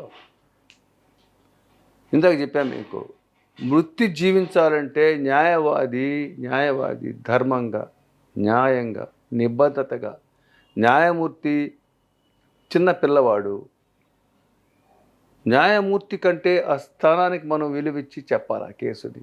బాబు అలా కాదండి, ఇదండి, అదండి, ఇదండి. సో నైతిక విలువ లేనప్పుడు నువ్వెందుకు న్యాయవాదిగా? మీకు చిన్న ఎగ్జాంపుల్ చెప్తాను. యాక్సిడెంట్ కేసు వచ్చింది, అతడు 40 lakhs వచ్చే accident case, because of the facts, his earnings, age etcetera 40 lakhs వస్తుంది. వీడు 20 lakhs వేస్తాడు. ఇన్సూరెన్స్ కంపెనీ వాడితో రాజీ పడతాడు, 12 lakhs ఇస్తాడు. 12 lakhsకి 10% అంత తీసుకుంటాడు, 1.20 తీసుకుంటాడు. వాడికి డిస్పోజల్ ఇంపార్టెంట్. ఆ కుటుంబాన్ని ఒక లైట్ ఆఫ్ ది డే పోయింది, వాళ్ళకి the light of the house పోయింది. ఆ కుటుంబాన్ని నువ్వు చేయాలి సహాయం చేయకపోగా కంటెస్ట్ చేస్తే 40 లక్షలు వచ్చే కుటుంబం ఒక ఒడ్డున కూర్చునే కేసుల్లో నువ్వు నీ సంపాదన కోసం ఆ కుటుంబంకి ఎంత రావాలో రాకుండా చేసి, you are the villain of that case, you are not the lawyer of that case. నువ్వేం చేయాలా? ఫైట్ చేయాలా? Documentation, age proof, documentation, salary certificates, bank balance, పిల్లవాళ్ళకి చదివించే సర్టిఫికేట్స్, మెడికల్ బిల్స్, ఆ ఫ్యామిలీలో కారు ఈఎంఐ ఎంత కడుతున్నాడు నెలకి, ఇవన్నీ కూడా గ్యాదరింగ్ ఆఫ్ ఎవిడెన్స్ చేసి 40 లక్షలు వేయచ్చు. నేను రాజుకి రాను అంటలేదు కదా. నాకు ఈ నెలలో 40 ఓపీలు వచ్చినాయి. 40 ఓపీలు ఒక్క దాంట్లో 1,20,000 ఇంత వచ్చేసింది. అంటే మ్యాథమెటికల్ అప్రిసియేషన్ ఆఫ్ ప్రాఫిట్ తప్పితే ప్రొఫెషను, నన్ను నమ్ముకొని ఒక కుటుంబం వచ్చింది, ఆ కాడకి ఎక్కడి నుంచో వచ్చింది, వీళ్ళకి న్యాయం చేయాలా, ఎట్లా చేయాలా, వీటి కేసు టఫ్గా ఉంది, దీన్ని ఎట్లా మనం దీన్ని సమర్థవంతంగా చేయాలా. ఇది ఒక లాయర్కి ఇది ఒక వండర్ఫుల్ ప్రయాణం. కానీ ఎట్లా అయిందంటే ఇది ఎర్నింగ్ పాయింట్ అయింది. సార్ ఇప్పుడు మీ జనరేషన్లో ట్రెడిషనల్ ప్రొఫెషన్ చూశారు, ఇప్పుడంతా స్మార్ట్ ఫోన్స్, ల్యాప్టాప్స్. ఇది బెస్ట్ అంటారా, అది బెస్ట్ అంటారా? సార్ వాన ఆకాశంలోంచి పడాలా, వాన పైనుంచే పడాలా. మీరు సినిమాలో చూపిస్తారు వాన, అది వాన కాదు. Book reading is the best thing. Book reading, human psychology. మీరున్నారు సార్, మీతో కేసు వచ్చింది, దగ్గరకు వచ్చారు, మిమ్మల్ని ఇంట్రాగేట్ చేయాలా, మొత్తం చదవాలా, కోర్టుకు వెళ్ళాలా, డాక్యుమెంట్స్ చూడాలా, నేరస్థలంకి వెళ్ళాలా, నేరస్థలం చూడాలా, విట్నెస్లు ఎక్కడుంటారు, ఏ ఊర్లో ఉంటారు, ఎక్కడుంటారు, ప్రతిరోజు లీగల్ పొజిషను, ఎన్ని పుస్తకాలు వస్తుంటాయి. సింపులైజ్డ్, ఇంకా మాకంటే ఇంకా సింపులైజ్ అయినాయి. అవును, సింప్లిఫైడ్, ఇంకా ఎన్రిచ్ కావాలి జనరేషను. కాపీ అండ్ పేస్ట్, ప్రతిదీ copy and paste, citation, circumstantial evidence, that is not found, effect of, ఎతికేది కొడతాడు, అదొచ్చుది పెడతాడు. You are not a butcher. ఇప్పుడు ఆదివారం మాంసం కొట్టుకెళ్తాము, తొడపీసు, అది బుచ్చర్, అది అడ్వకేట్ అలా కాదు. an advocate who spends the night oil will be successful. ప్రపంచం అంతా నిద్రపోతుంటే రాత్రి వరకు చదువుతాడే వాడే వ్యవస్థకి సహాయం చేయగలుగుతాడు. సార్ ఫైనల్గా ఇంకో క్వశ్చన్ చెప్పండి. ఈ ప్రొఫెషన్ వస్తున్న వాళ్ళకి, ఎర్నీ కోసం వచ్చిన వాళ్ళకి కానీ, సర్వీస్లో రావాలనుకున్న వాళ్ళకి మీరు ఇచ్చే మెసేజ్ ఏంటి? నేను ఇచ్చే మెసేజ్ ఏంటంటే ప్రొఫెషన్లో వచ్చే వాళ్ళకి ఫస్ట్ ఆఫ్ ఆల్ ఈ ప్రొఫెషన్లో ఉండాలి అని రావాలి. Number 1. at the journey, having had a journey of 44 years, మీకు ఒక విషయం చెప్పాలా, నేను ఈ వృత్తిని 3 భాగాలుగా విభజిస్తా. మరి ఎవరు మిగతా వాళ్ళకి నాకు తెలియదు. మొదటి భాగము only work no money. Only work no money. Senior కాడ 10 ఏళ్ళు చేయాలా. ఆయన డబ్బులు ఇస్తున్నాడా లేదా కాదు, ఆయన క్లయింట్స్ ఎలా మాట్లాడుతున్నాడు, క్లయింట్ని ఎలా కన్విన్స్ చేస్తున్నాడు, డ్రాఫ్టింగ్ ఎన్నిసార్లు చేస్తున్నాడు, ఎన్నిసార్లు చించేస్తున్నాడు, మళ్ళీ ఎందుకు చేస్తున్నాడు, ఈ కేసుకి ఏ విధంగా సైటేషన్ తేవాలని చూస్తున్నాడు, ఆయనని నువ్వు ఫాలో అవుతావే ఈ 10 ఏళ్ళు, ఆ 10 ఏళ్ళు నీకు డబ్బులు రావు. Only work. Only work no money. No money. First next phase money and work. Work వస్తుంటుంది, మనీ డబ్బులు వస్తుంటాయి. ఇట్లా కొత్త కొత్త కేసులు రావటం, నువ్వు సొంతగా పెట్టుకోవటం, డబ్బులు రావటం అన్నాడు. 3వ ఫేజు మేము ఉండే phase only money no work. మాకు రికార్డు పేరు వచ్చింది కాబట్టి ఆటోమేటిక్ మనీ వస్తుంది. Only money no work. Work ఉంటుంది, పెద్ద మర్డర్ కేసు ఉంటుంది, ఒక అరగంట చదువుతాము, మాకు అర్థమైపోతుంది. అవి మనం ఫ్యాట్ ఫీజ్ చెప్తాము, అందుకని ఇంత అంటాడు. అప్పట్లో సంవత్సరం సంపాదించింది ఇప్పుడు ఒక కేసులో సంపాదించచ్చు. So advocate life is of 3 parts. Only work no money, work and money. Only money no work.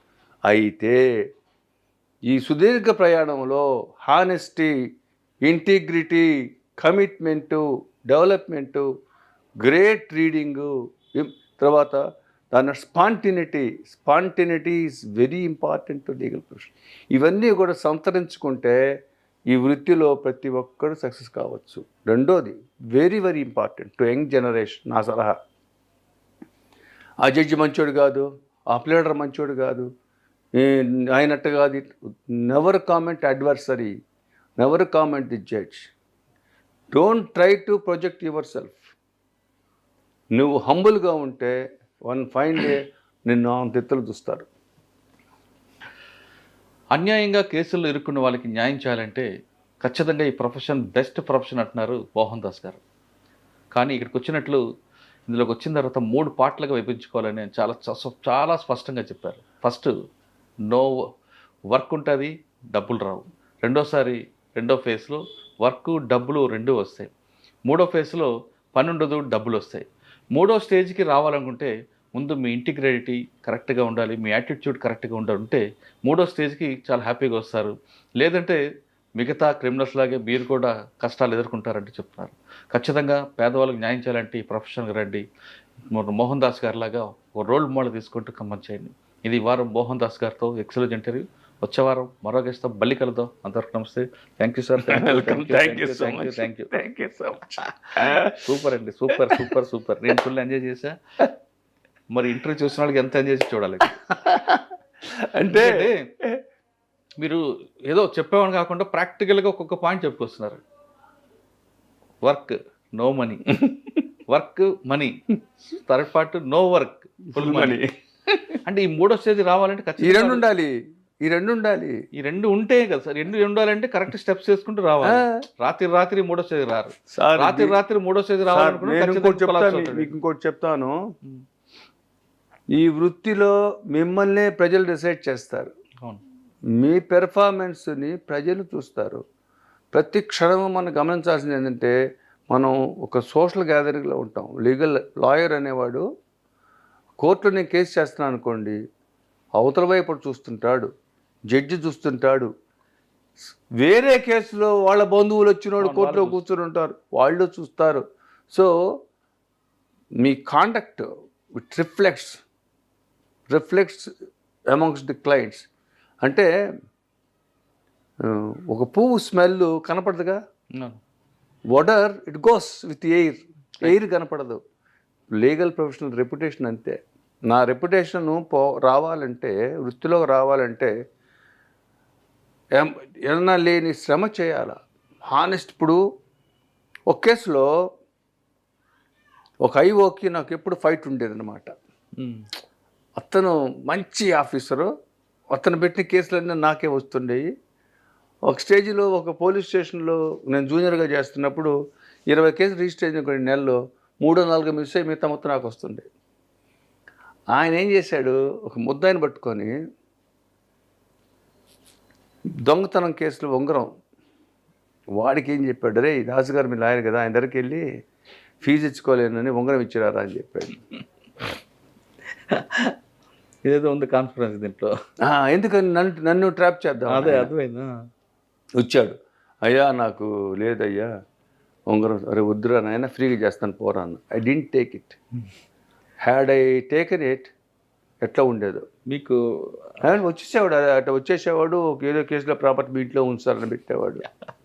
అతను ట్రాన్స్ఫర్ అవుతూ చెప్పాడు, గురుగారు పలానా కేసులో పంపించారు మీ దగ్గరికి, మీరు ట్రాప్ పడలేదు. చాలా చాలా చాలా ట్రాప్ చేస్తుంటారండి. ఇప్పుడు మంచి ఎంసీలో కేసుల్లో మంచి మంచి గర్ల్స్ వస్తుంటారు. మనం చాలా జాగ్రత్తగా ఉండాలి. పోలీస్ ఆఫీసర్స్ ఏం చేస్తారంటే, ఈ అడ్వకేట్ వీక్నెస్ ఏంది ప్రైవేట్గా ఎంక్వైరీ చేస్తారు. ఇప్పుడు మన జగన్ ఎమ్మెల్యే చేస్తున్నాడుగా ఇప్పుడు అట్ట. Private side of the advocate ఎట్లా ఉంటాడు, ఇతని క్యారెక్టర్ ఏంటి, ఇతను ఎక్కడికి వెళ్తాడు, ఎక్కడ డ్రింక్ చేస్తాడు, ఇంట్లో తాగుతాడా బయట తాగుతాడా. ఎందుకంటే ఒక టఫ్ డిఫెన్స్ కౌన్సిల్ని చేతిలో పట్టుకోవాలంటే నా వీక్నెస్ పట్టుకుని సరిపోతుంది. సో ఇదొక యజ్ఞం బ్రదర్, ఇవన్నీ కాదు, ఈ వృత్తి యజ్ఞం అంతే, కంటిన్యూస్ ప్రాసెస్. ఈ యజ్ఞంలో సమిదయ్యే వాళ్ళు సమిదవుతారు, నిలబడేవాళ్ళు నిలబడతారు. రైట్ సార్, కరెక్టే.